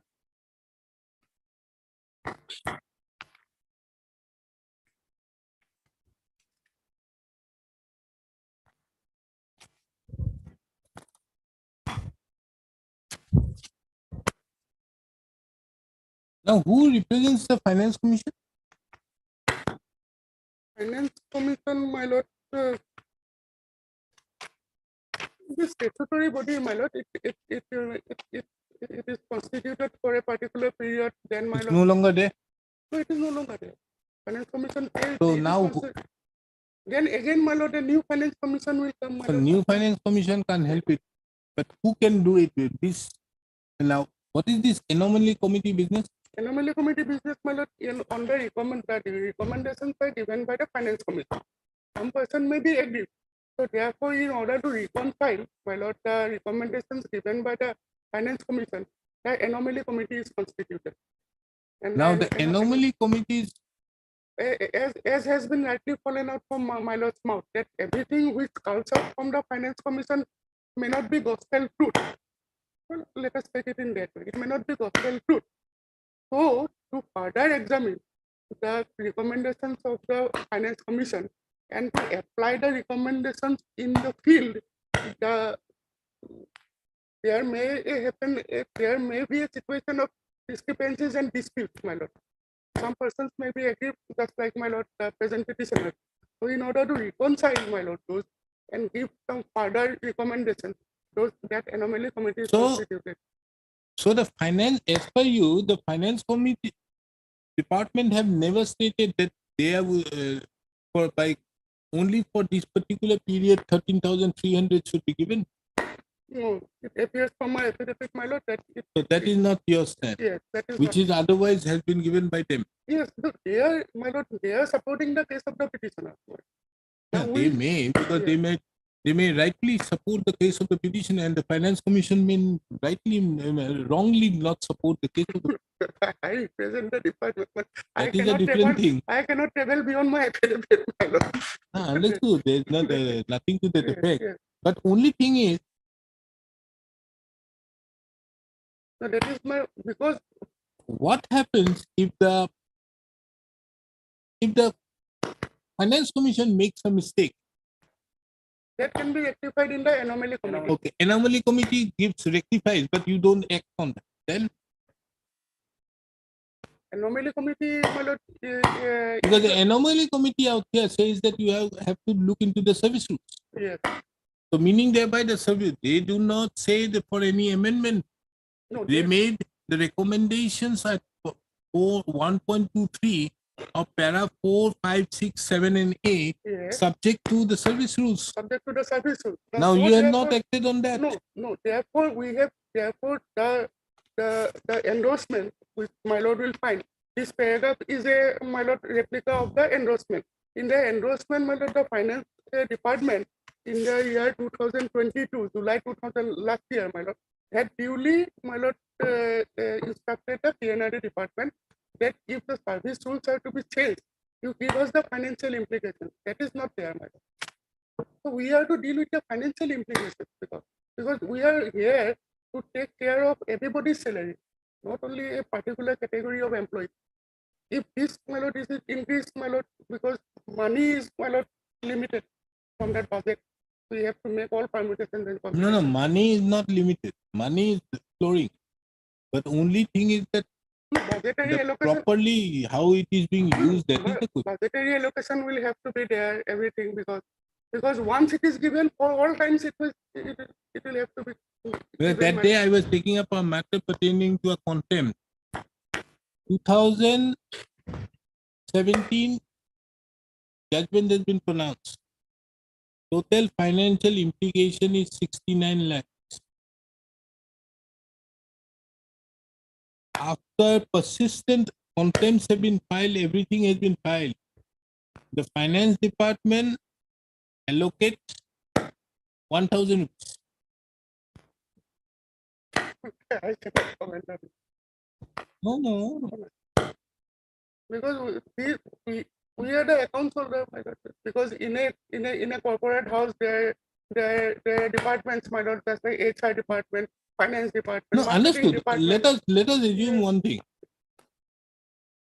What is to be done where the finance commission makes a mistake and there is a recommendation by the anomaly committee to correct it? Then what do you do? And the department does not do it. Then what to do?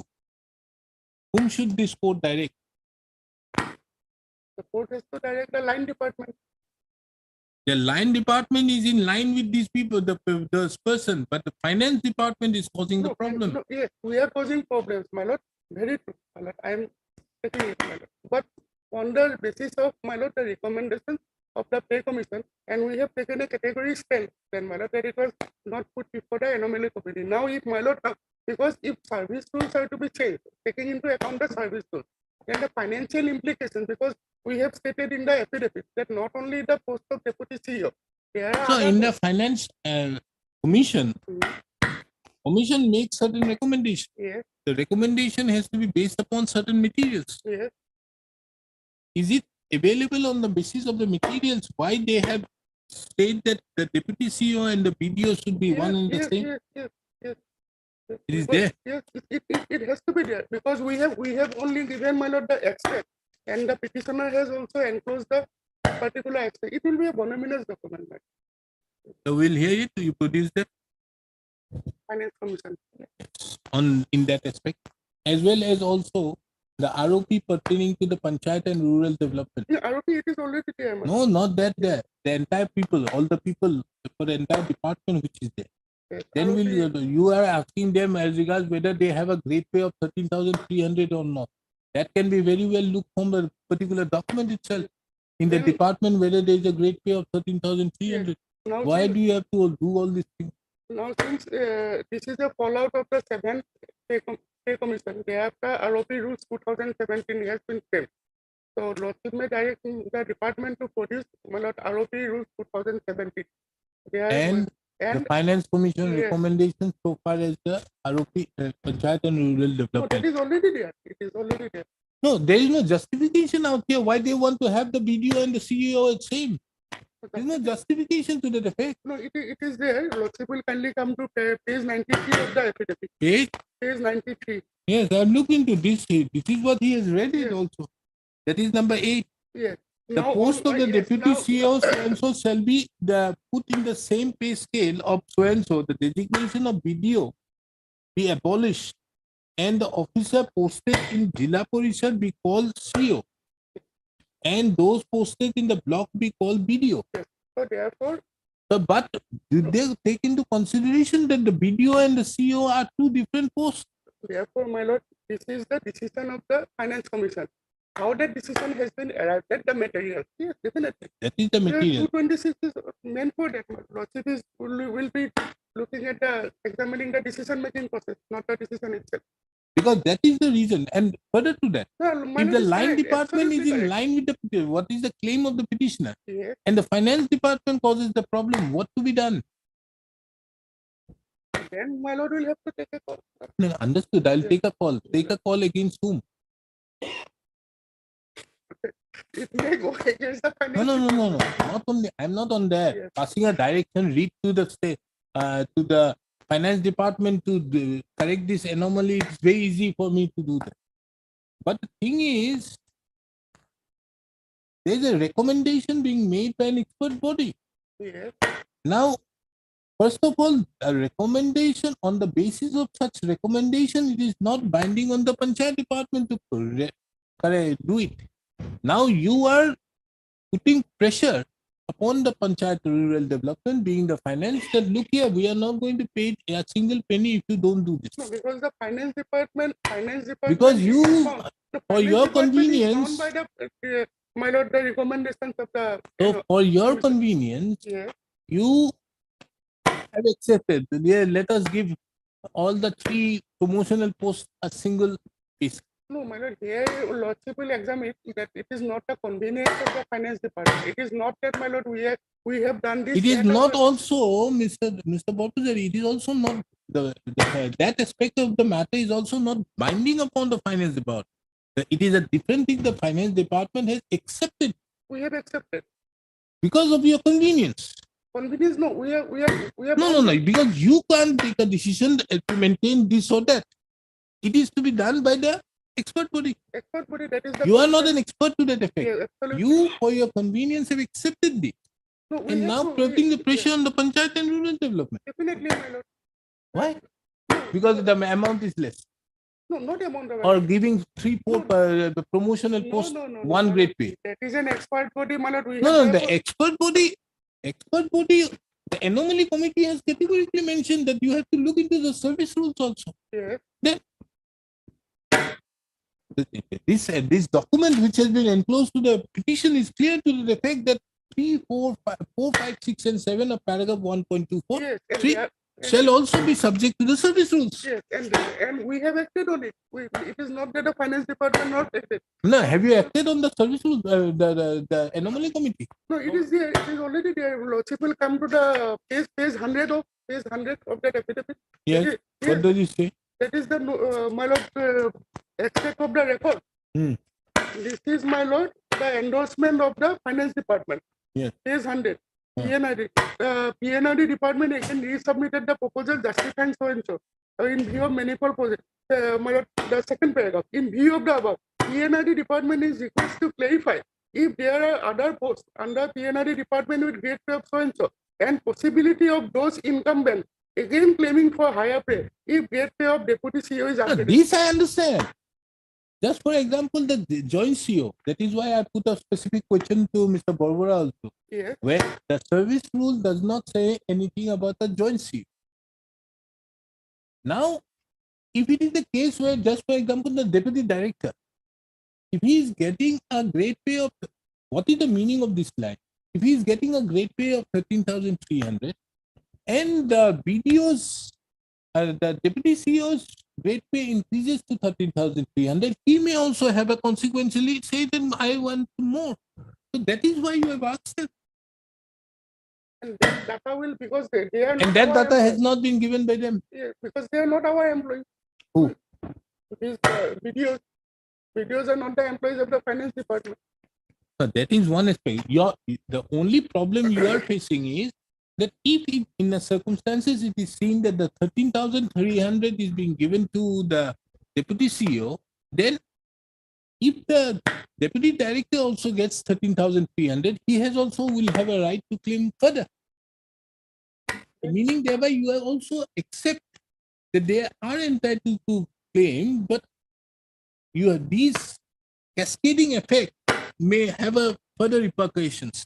That is why you have asked. Yes, what is your saying? Your Lordship, if they are accepting the finance commission recommendation, then they will have to accept the anomaly committee's Not, I'm not on that. I'm asking you, as regards what is the grade pay of the deputy director? This will be apparent from that particular document, na? Yes. That the finance commission's recommendation and regards every department has a recommendation. Where is that? That recommendation is not here, na? No, that the recommendation only with regard to deputy CEO, my lord, is brought on record here. No. That recommendation is not there, na? Where is that? No, for other posts, my lord, recommendation. That is why. That is the specific question you have put to him. That you have so many posts. The cadre has how many posts? Yes. That is not on record. Because It- this appears, Because Mr. Borbuza, it boils down to this. my lord, You see, the additional director is number one. yes, Then comes the joint director, Panchayat. Then comes the deputy director. Then comes the deputy chief executive officer. yes, Then comes the assistant development commissioner. Then block development officer. Then extension officer. yes. Now, this person concern, your concern out here is as to whether the deputy director is getting grade pay of 13,300. Yes. Because the moment you give 13,300 to them, deputy director will come up with a similar litigation that I am also entitled to 13,000. Yes. Then it will have a cascading effect and all these things will go. That is your basic. Because I am the custodian of accounts. And for that, what is happening between both of you, the petitioner is suffering. Because the last communication we have, my lord, annexed to our affidavit, that is 28th July 2022. Thereafter, my lord, there is no communication forthcoming from the PNID department. Yes, PNRD, you have to show me that. Because that is the only question which is being asked. Because then also it helps this court also. Yes. If there is a gap out there, then something, because it has to be again on the line of the recommendation. Yes. Because you don't have the grade pays are also scientifically worked out in a matter like you have 5,400, then you don't have 5,500, there's 5,700. Then it comes to 5,900. If you see earlier, it is never 5,500, you don't get the grade pay of 5,000. This is all scientifically done. It is something like, my lord, in a house, my lord, in a family, my lord, there are children. But what is a great pay? Tell me. The great pay, my lord, it is the basic, my lord, pay which is attached to a particular post. With regard to the grade of employment, that is the grade pay. And the pay band, my lord, is the entire, my lord,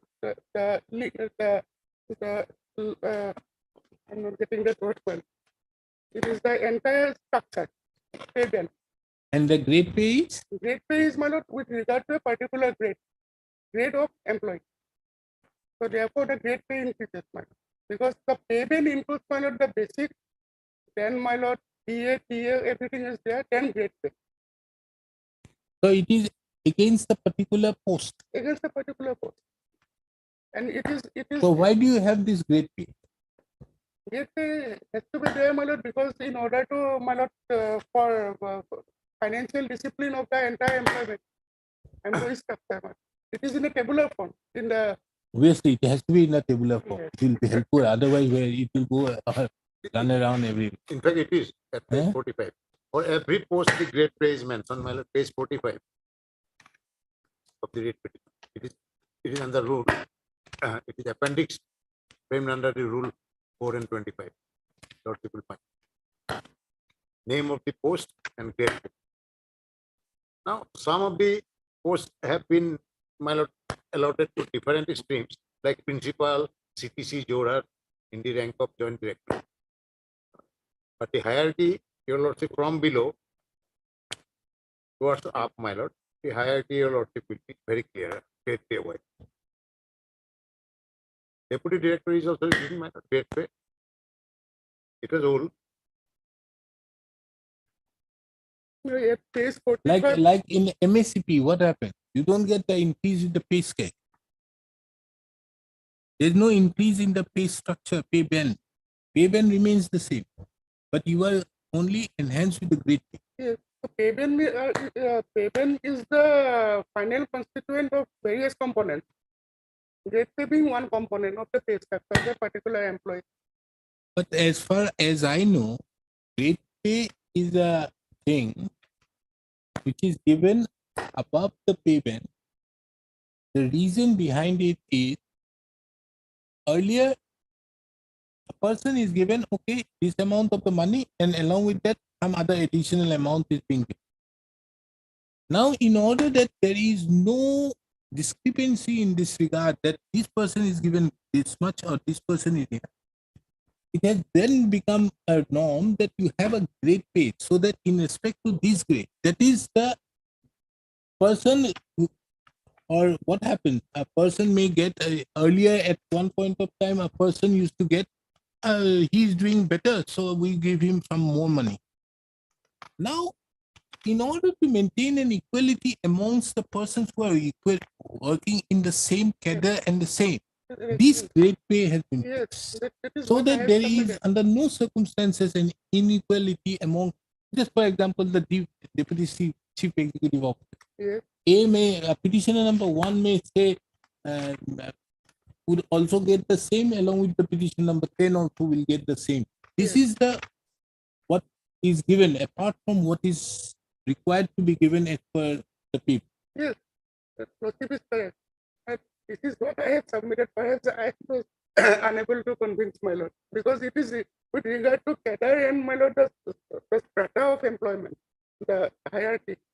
Because here at page 45 we'll see. Lordship will find. Because you see, as per the earlier rule, which Mr. Barbara had just shown it, Yes. the block development officer's grade pay, the pay band is all the same. The grade pay was 4,700 and the deputy CEO's grade pay was 5,400. Yes. Now, therefore, his question is, when obviously that was done as per this, as per the service rules, being a promotional post. Yes. And therefore, this particular grade pay is being given. Yes. That's why, my lord, at page 45. And therefore, yes.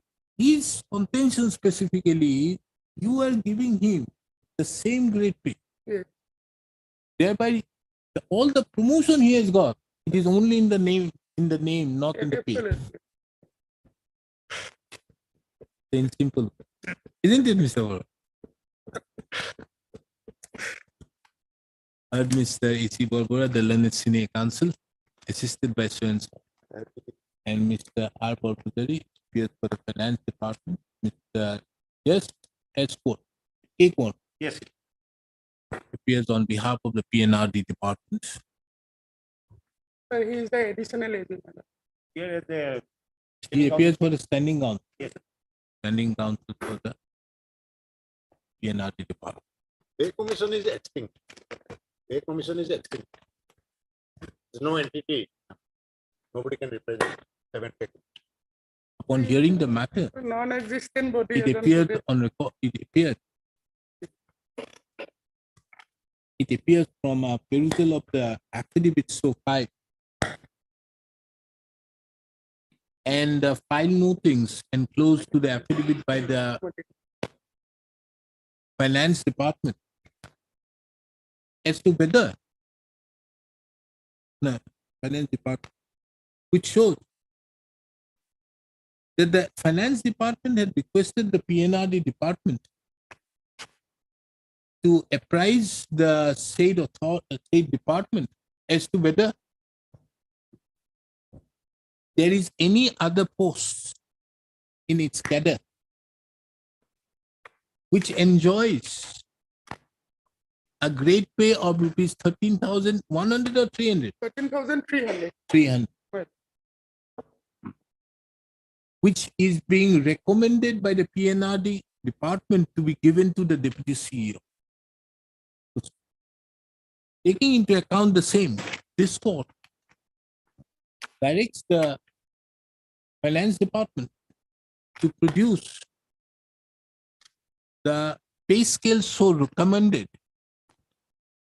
by the Assam Service ROP Rules 2017 in respect of the entire PWD department PNID. or PN. PNID. When, Mr.? When do you want it? As soon as, my lord, 5 of them have meanwhile retired, my lord, their amount in pension is at my lord stake. Mr. Barbara, you are at least getting some pension. There are many matters that 8 years, 9 years, they don't give pension. That's right. We'll have it on, today is what, 11, nah? Yeah. Lordship will Oh, kindly give- the only this is to be produced. We'll have it on 18th. Lordship, can it be on my lord 23rd with all respect, my lord, 23rd? My lord, I have some difficulty. 18th will be all right, man. 23rd. my lord. 23rd. Tuesday, hearing day, my lord. Okay, 23rd.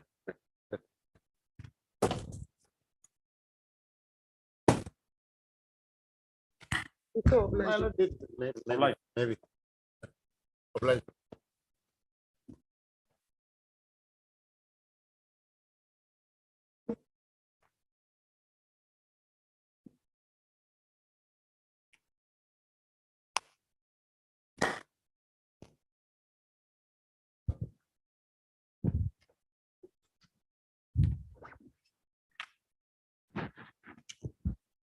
Yes. My lord, I'm appearing on a proxy appearing on behalf of the standing counsel for Assam Vikas Bank For which department? personnel. Assam Gramin Vikas Bank. Yes, Assam Gramin Vikas Bank. Some Gramin Vikas Bank, S. Dutta appears. I'm on behalf of the standing counsel. Learned senior is a senior counsel. Hmm? He's a senior counsel engaged by the bank. S. Dutta. He's not there. I think, my lord, as doctor is The not here, matter- my lord, in this case. My lord, some other advocate, my lord, there are other planning council also, apart from my lord. I think his name is shown in the cup. Yes.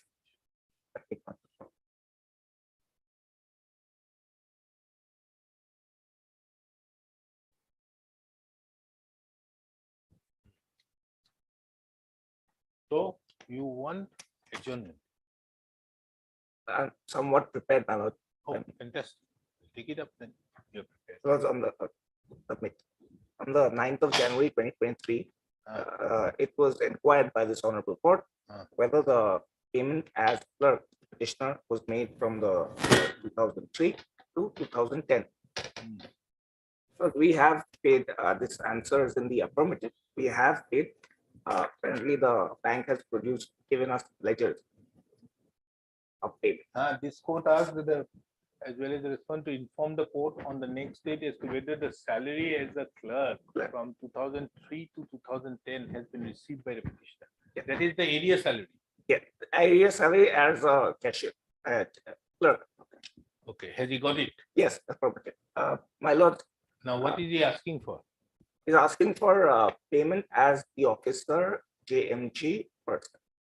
Area officer? JMG. What is that? He's claiming area salary as an officer. But because there was an inquiry earlier.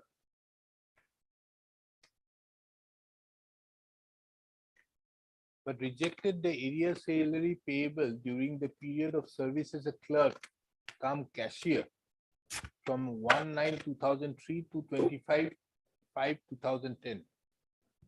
In a response to the appeals and representation issued by the Iman by which to answer. So he has got salary as a clerk. Yes. That That is is- his prayer. Isn't it? Yes. Then My lord, what has happened, my lord, there was a departmental process. Initially, my lord, after the departmental proceeding, without furnishing the inquiry report, a penalty has been imposed. That has been interfered by the honorable court. And the order of imposition of penalty has been set and quashed. And upon the consequence of the, my lord, set and quashed order, my lord, we are entitled to pay the benefits. Hereafter, my lord, after my lord serving the inquiry report, another inquiry, my lord, another penalty has been imposed. And apart from that, there are some clauses in the imposition of penalty. One clause has been imposed that, my lord, the period from which, my lord, I have been reinstated as clerk come cashier, my lord, we are not, I am not entitled for that salary for that pay. Because, my lord, we initially, my initial appointment was, my lord, as a officer. I cannot be, my lord, degraded to the post. where which is that not- order of termination, that penalty? Which is under silence now, my lord. That is at page 27 of the petition. 27 is the type copy. On point 4, my lord. This is a letter from the 26th of No area salary pay will be payable during the period of service as clerk come cashier. Yes, my lord. Clause four. From 1/9/2003 to here. But have you, but he Yes, has got but- that money. He has got that one. my lord. So then That is what I have instructions on. I have the original ledger account. book. due on, yeah, then what is the other penalty? My lord, we are not, my lord, challenge the other penalty. So your case is settled. My lord, go for the clause, my lord, 4 is illegal, my lord, because, Understood, but whatever may be, Right. you have now got the money. no, I have not got money. They are saying that. No, that cannot. My lord, they have So paid we the have- We amount. have paid that amount. My lord, As a on the cashier. 30th of every month from 1st of September 2003 up until 25th of May 2010, we have paid. I have instructions, clear instructions from the bank that he has been paid as a clerk cum cashier from these. Where? We have the original document and that proxy appearing for the standing counsel. My lord, I am not disputing that the amount, my lord, they have paid that as a clerk cum case. But we are entitled for the salary as the officer for that pay. That is my case. Only that has not been paid.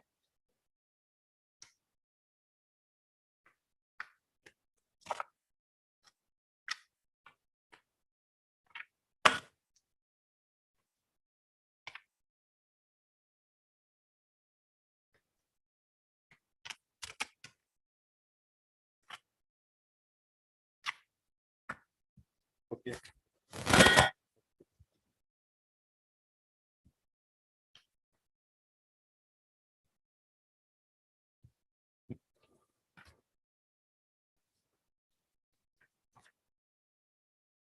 Right.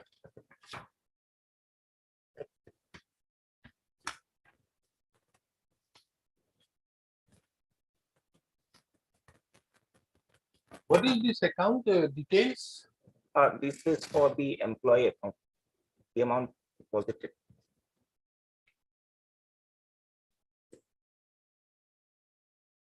He has been receiving a pay of roughly 10,000 rupees, 10,800 somewhere, then increment of 10,900 Now he wants as an officer. as an officer. Were you an officer? Yes. Then why this order has been mentioned that you should not be getting clerk cum cashier? Show me that you were an officer. My lord. Lordship may kindly come to page 18, annexure A. I was initially appointed as a clerk cum cashier, it is right. But I have been directly recruited as an officer by the order dated, my lord, 11/11/1982, annexure A, page 18. Pursuant to the election process.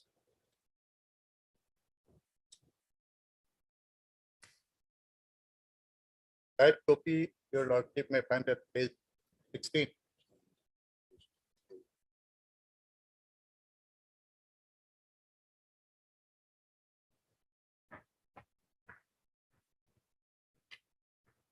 It was earlier called practice county of bank.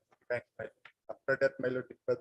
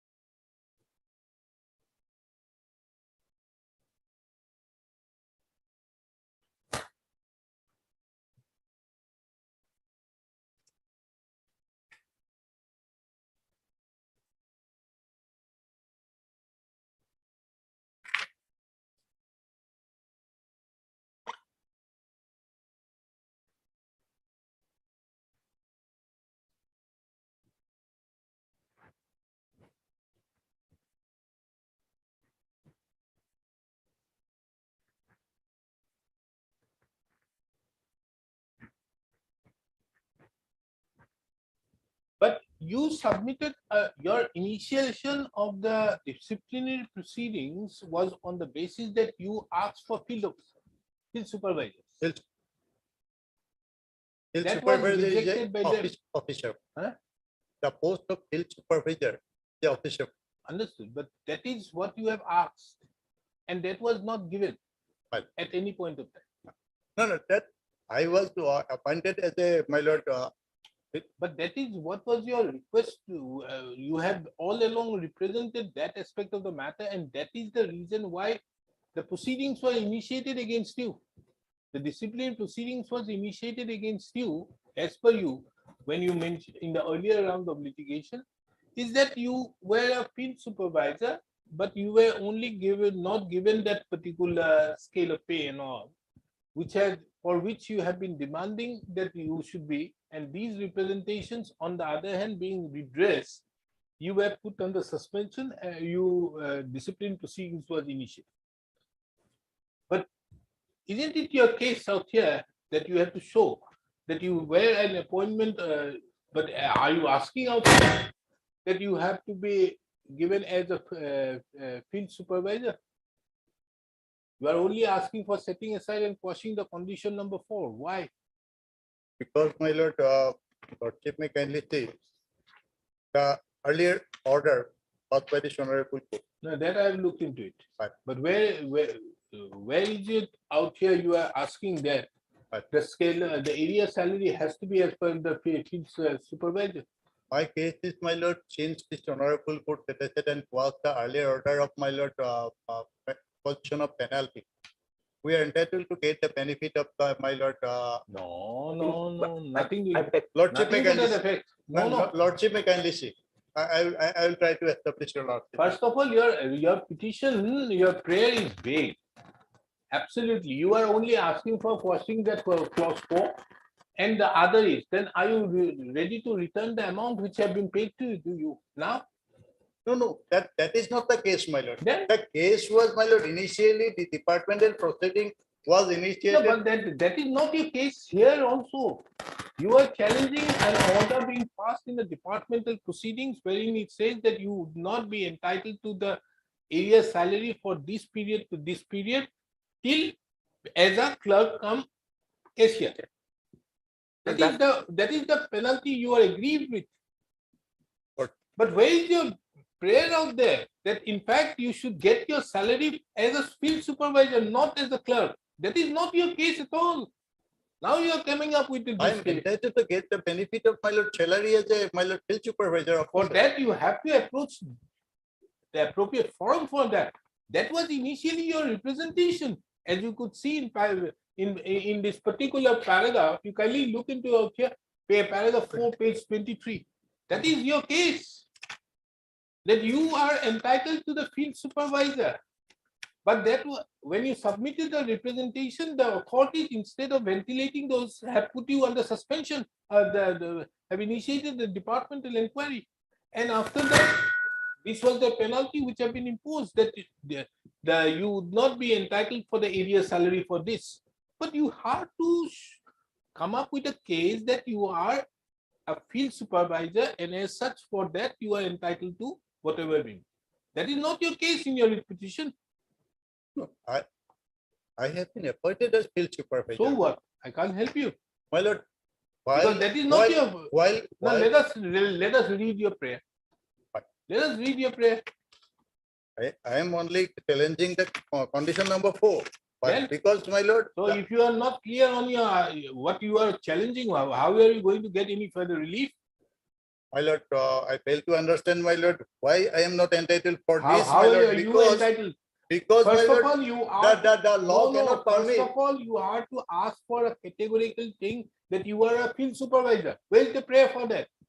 Where is your pleadings to the effect that you are a field supervisor and as such you are to be given field supervisor? Where is your pleadings to that effect? That You are is- making a case out of the thin air. There's nothing out there. I was, my lord, working as a field officer. Hope is in cloud 9, not here.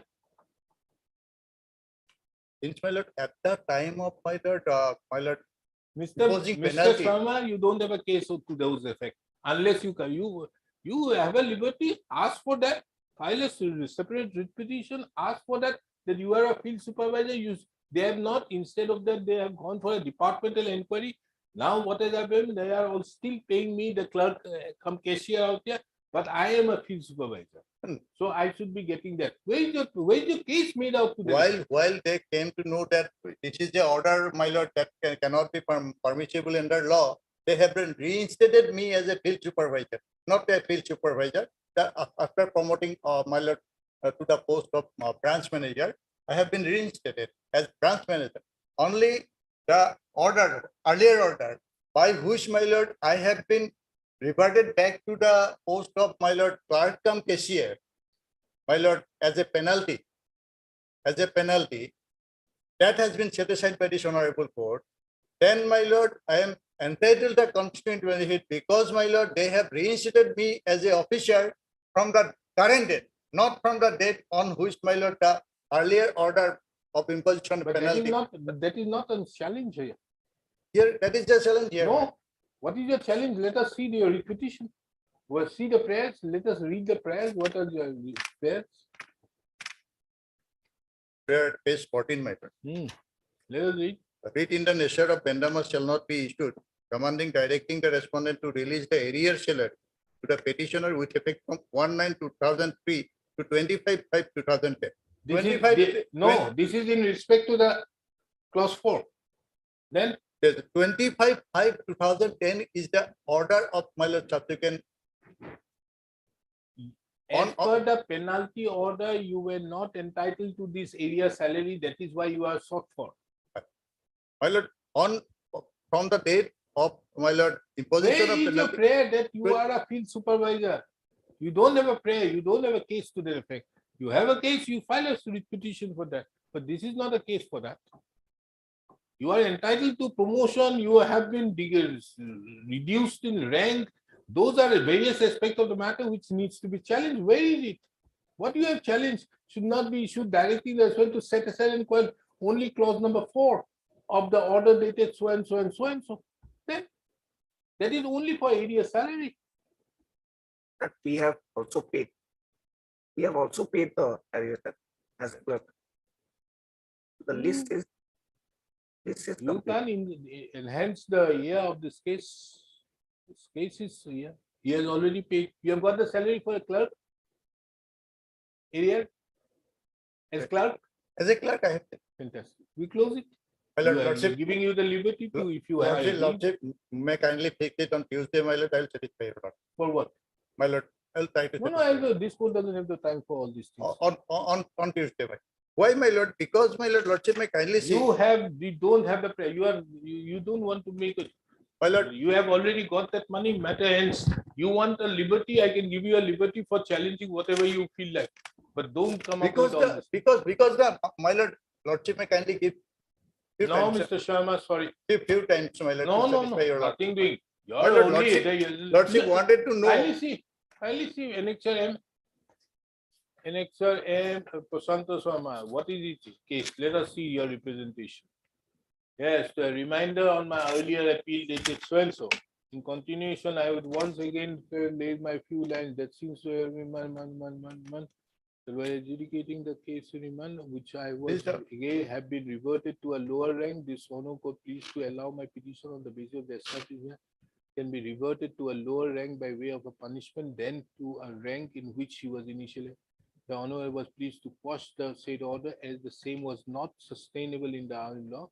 Hence, the condition 4 of the act cannot be imposed upon me as the same is also not sustainable in the eye of law since the order dated so and so was set aside by so and so. That imposition of condition 4 and non-payment of salary for the period is an amount, a violation of the union. It is pertinent to mention that I am now at the verge of retirement and as such I would like to request your honor to kindly acknowledge my case for payment of area salary which is legally due to me. Not a single word. Lordship may kindly see for a moment Annexure P, my lord. Annexure P, page 10. P. Annexure P, page 19. Page 19. 19. 19. What was the wrong committed by the minor authority? That is the, my lord, crux of the matter, my lord. Last Yes. line. In response to your letter number 22, that is 5/8/2003, undersigned received your statement dated 11/8/2023, wherein you have given your plea against the proposed punishment. The undersigned has carefully gone through the contents of your state representation and also through your previous service record to find the extending circumstances, if any, and has finally decided to reinstate you in the bank service in the initial stage of clerical grade. It is not my initial stage of clerical grade. I have been appointed as officer. I have not, my initial appointment was not a clerical grade. That is my case. I cannot be, my lord, degraded to a post which has not been, I have not been acquitted. That is the law, my lord, laid down by the apex court in different cases. My lord, a person cannot, by way of penalty, my lord. But why have you not asked that? I'm asking all along this, my lord, Where? that you cannot, my lord. No, where is the contents in your petition to the Lordship may effect? Show me that. kindly see the earlier order wherein also. No, my no, lord, forget that about we- the earlier order. I'm saying about in your petition, where have you asked for My that? lord, earlier order. No, no. not Earlier also earlier it is order. Where reflected. have you mentioned in your petition? It is also reflected in the No, earlier no, order. where That is why, my have you mentioned in your petition to that effect that you are entitled to as per the service, not ma'am. as per the clerical, but the area salary has to be as per that. My Show me lord, that. paragraph 5, your lordship may kindly see. Yes.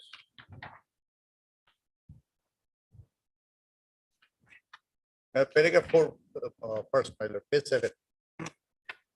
No. Set aside and quashed, and the Honorable Court directed respondent to complete the inquiry from the stage where they stopped, and if no de novo is initiated against the petitioner, the same should be completed within a period of 3 months from the date of communication. Says that pursuant to the so and so, if you the so and so, and you mentioned that the Honorable was pleased to quash the order, held the imposition of any punishment quashing. Pursuant to the Iman is unsustainable. Reinstated, however, the imposition of condition on order, and hence the petitioner preferred an appeal dated a month before the Iman with a request to release the said, treating his service as officer with effect from so and so. The appeal preferred by the petitioner was forwarded to the chairman so and so on Iman. Said that the appeal preferred by the petitioner, whereby the petitioner declined to review the order. That the application of the government came for release of the salary with the salary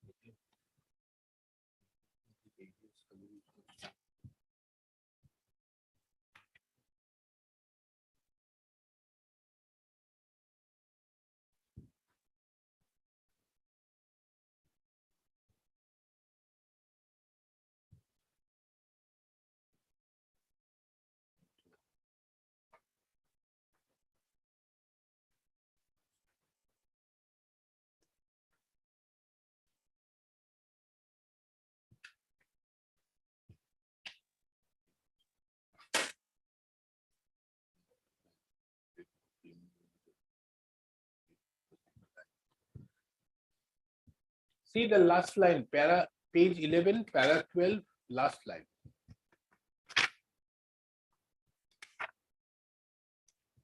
It is pertinent to mention herein that in response to the said appeal dated, the chairman issued the impugned order dated remand by which his prayer for payment of area salary with effect from so and so during the period as service area was declined. Yes. That is the other collective.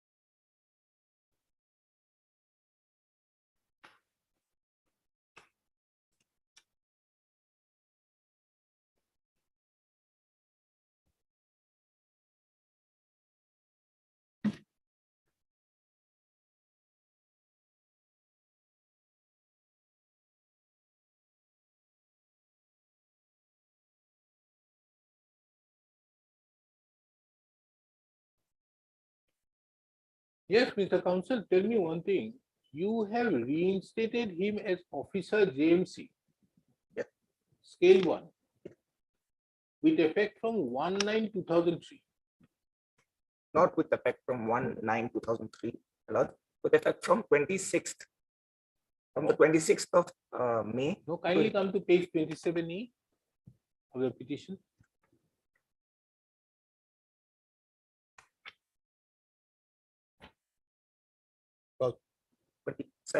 Page 27, next year. 27E. Your reinstatement as officer JMG scale 1 will be effective from 1/9/2003.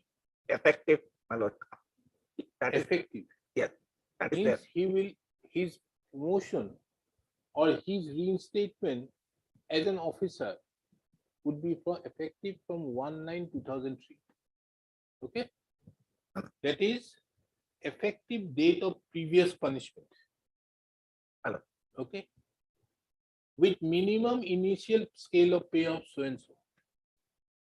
Then, if you're on one hand, his appointment has been from 1/9/2003 in the officer scale.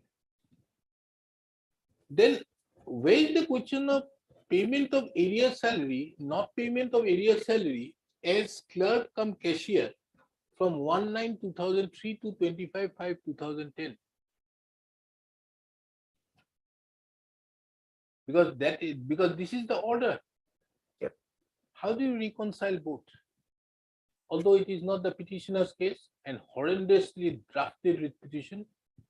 My lord, only one statement to that effect. It was under regulation 43. I have the latest regulation, my lord, corrupt practice, where a departmental inquiry, the petitioner was already presumed to be corrupt, to be guilty of the charge of corruption, and that is how the entire process is started under the service regulation. My lords, may I humbly direct your attention. No, understood. Everything is understood. You were reinstating him from a particular date. We are concerned about the period from 1/9/2003. I'm not saying about the earlier period. But 1/9/2003, when you have reinstated him in respect to that post, how can you say that he won't get the salary for that as a clerical one? Because there was a departmental inquiry that exists. In the synopsis, the petitioner is also mentioned. Subsequent, the petitioner here is working as so and so. He had joined PGB as a clerk in the year 1980. Not on that. Forget about all these. My lord, because of no, I mean, Mr. Counsel, whatever, whether he's a clerk, field supervisor, I'm not on that. Condition number 1 says that he will be appointed, reinstated with effect from 1/9/2003 as an officer. Then how can you give him a post salary of clerk? How can you reconcile 1 with 4? Now you have paid clerk, but how can you reconcile that? I can only presume, because I do not have instructions on this ground, but I can only presume this was done sympathetically, so that his No, sympathetically, if I tomorrow pass an order sympathetically, it bites later on. So that was not necessary for you to reinstate him with effect from 1/9/2003. But you have done so. And you have made him an officer. You have made him an officer. Once he is an officer, how can you play as a clerk? You can't pay as a clerk 1 and 4. And now you say that you have paid him as a clerk. How do you do that? This is an irreconcilable state. You have to pay him as an officer because you have appointed with effect from 1/9, meaning thereby his period of service from 1/9 is an officer, but you have given him as a clerk, irrespective of anything which has happened. This will impact that he has been not given the actual pay. But practically he was working as a clerk cum cashier. Practically he was doing anything, but you have given him. Just for example, in many cases where a person is working out there as a superintending engineer, he is promoted but given notional benefit from a particular period because he's senior, other people have not been done. Then you are to pay because otherwise this you have to also either you have to do that or you have to mention out there why you have not given. If you have not mentioning and you have now chosen to give him the clerical, why have you now chosen to give him this clerk thing? Lord, it's not now. It's not now. It was on 2010. My lord. Understood. Why did you choose to give this amount? Because your clause 4 categorically says that no area salary shall be payable during the period of service as clerk cum cashier with effect from 1/9 to so and so. I believe, my lord, to give him, Now you have paid this. Why have you paid this? because he was working. It is a matter of fact that he was working as a clerk. Understood. But you have given him a promotion. My lords, because probably the chairman considered it sympathetic to team him as a officer so that he would get the present ratio. So you have changed this order. No, that order is not changed. Then how did you pay him the salary for this period? As you say that this period has been paid. Paid. How do you reconcile the situation? Lord, I can only presume I'm proxy, my lord, that in all First probability, and foremost, Mr. Counsel, no proxy. I asked you initially. You are ready, you said I am ready. I have prepared the brief. So now don't come up with this, that I am a proxy business. Proxy happens in the companies, not here. Now tell me, if you have paid this, then you have to pay as per the office. If you don't want to pay, it's a different aspect of the matter. But having paid that, you have to pay now this office. I understand. But I humbly state, my lord, that he was You are involved. proxy. I humbly state that he was involved in corrupt practices, and because of which he was Understood. dismissed. Let us assume that he is not only corrupt, he's a murderer also. Let us assume all these things. But what have you done? You have promoted him and so, and said that you are not going to pay him the salary for this. But what you have done, you have paid the salary now, as you say, then how did you pay him a lesser salary having done that? I would have understood if you stick to this.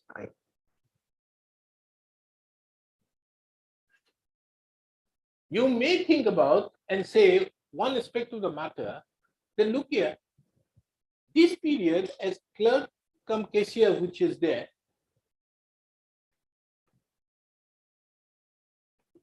he would not be, or for, if you read 1 and 4, it will mean that although he has been given as an officer, but as during this period he worked as a clerk cum cashier, he would not be getting the salary.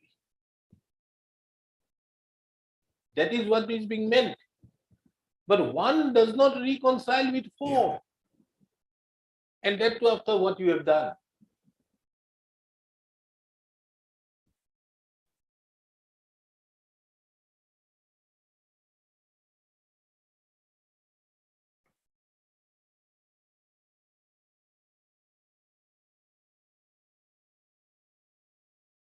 Isn't it so? You see the problem which you have faced now. I'll take instruction.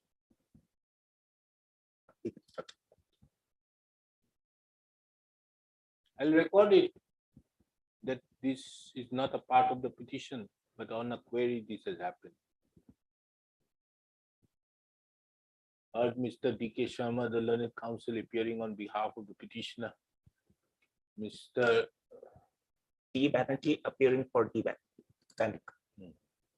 One person. There is no proxy business in this court. Your name? Debayan Banerjee. Appearing on behalf of the Assam Brahmin Vikas. aspect. Upon hearing the matter, Mr.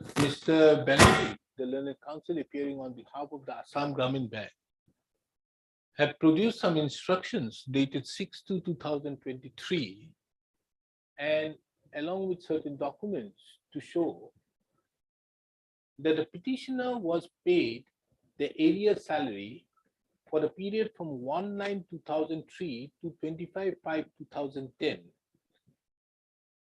as a by taking into consideration that his service as a clerk cum cashier. Upon hearing hearing the matter and perusing the impugned communication dated 26/5/2010, it transpired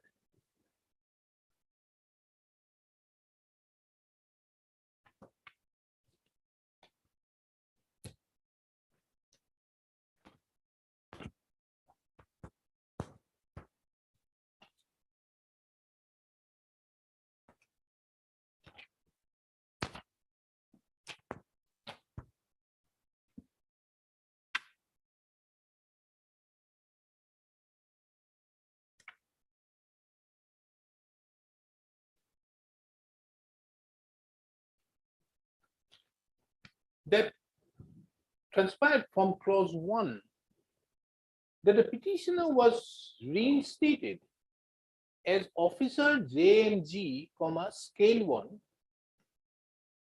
with effect from 1/9/2003.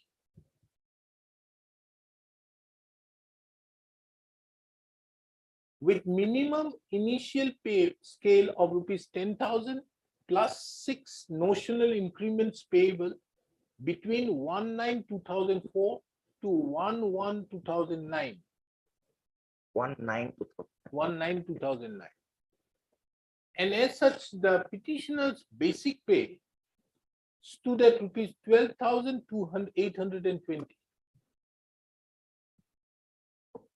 However, on a perusal of clause 4, it reveals that it has been mentioned that no arrears salary shall be payable during the period of service as clerk cum cashier, that is from 1/9/2003 to 25/5/2010.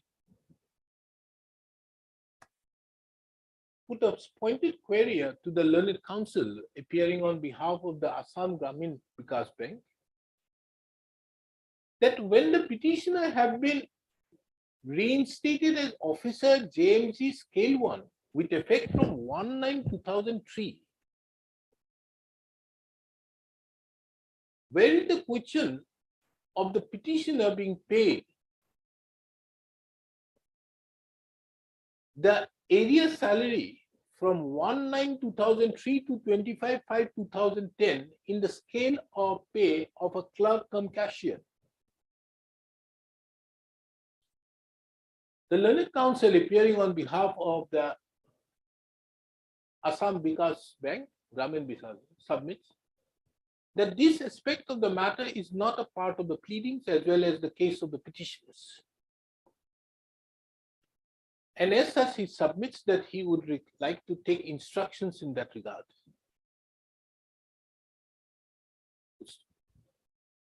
Taking into account the same, this matter again on 25th of May 2023, on which date the learned counsel for the Assam Gramin Vikas Bank shall obtain the necessary instructions.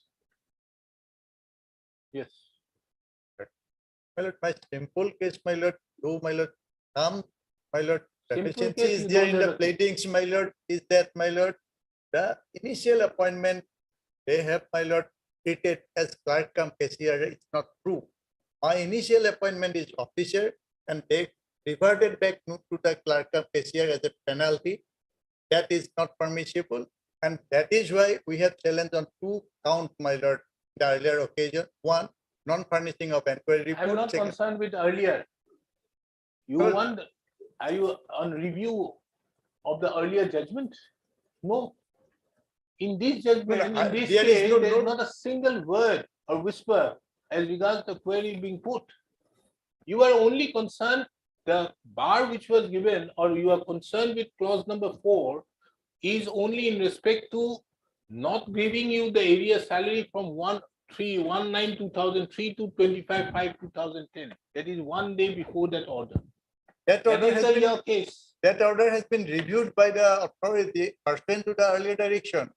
That he, and considering the fact that I cannot be, my lord, diverted back to a post which I had not been holding at any point of time.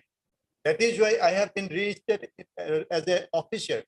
And if I have been reinstated as an officer pursuant to the direction of this honorable court and setting aside the earlier imposition of penalty, I am entitled to get the benefit of my lord salary as an officer. No, Mr. Sharma, did this court direct reinstatement? My lord, that was not true, No, but did this court direct reinstatement? no. Then it was left to the mercies of the authorities concerned. The authorities thereafter passed an order. But the earlier order has gone, my lord. Huh? But the earlier order of imposition penalty is no longer in force.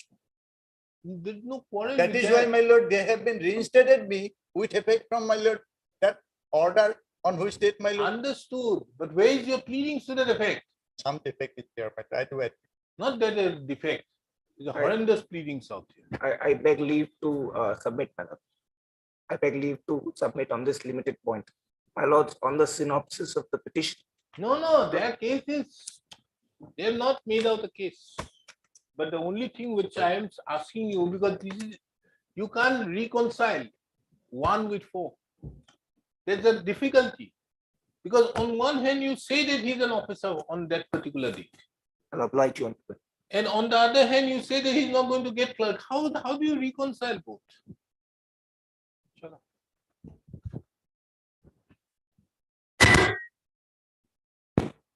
My lord, sound is coming, my lord, loudly, my lord, from there. But there are perhaps some defects.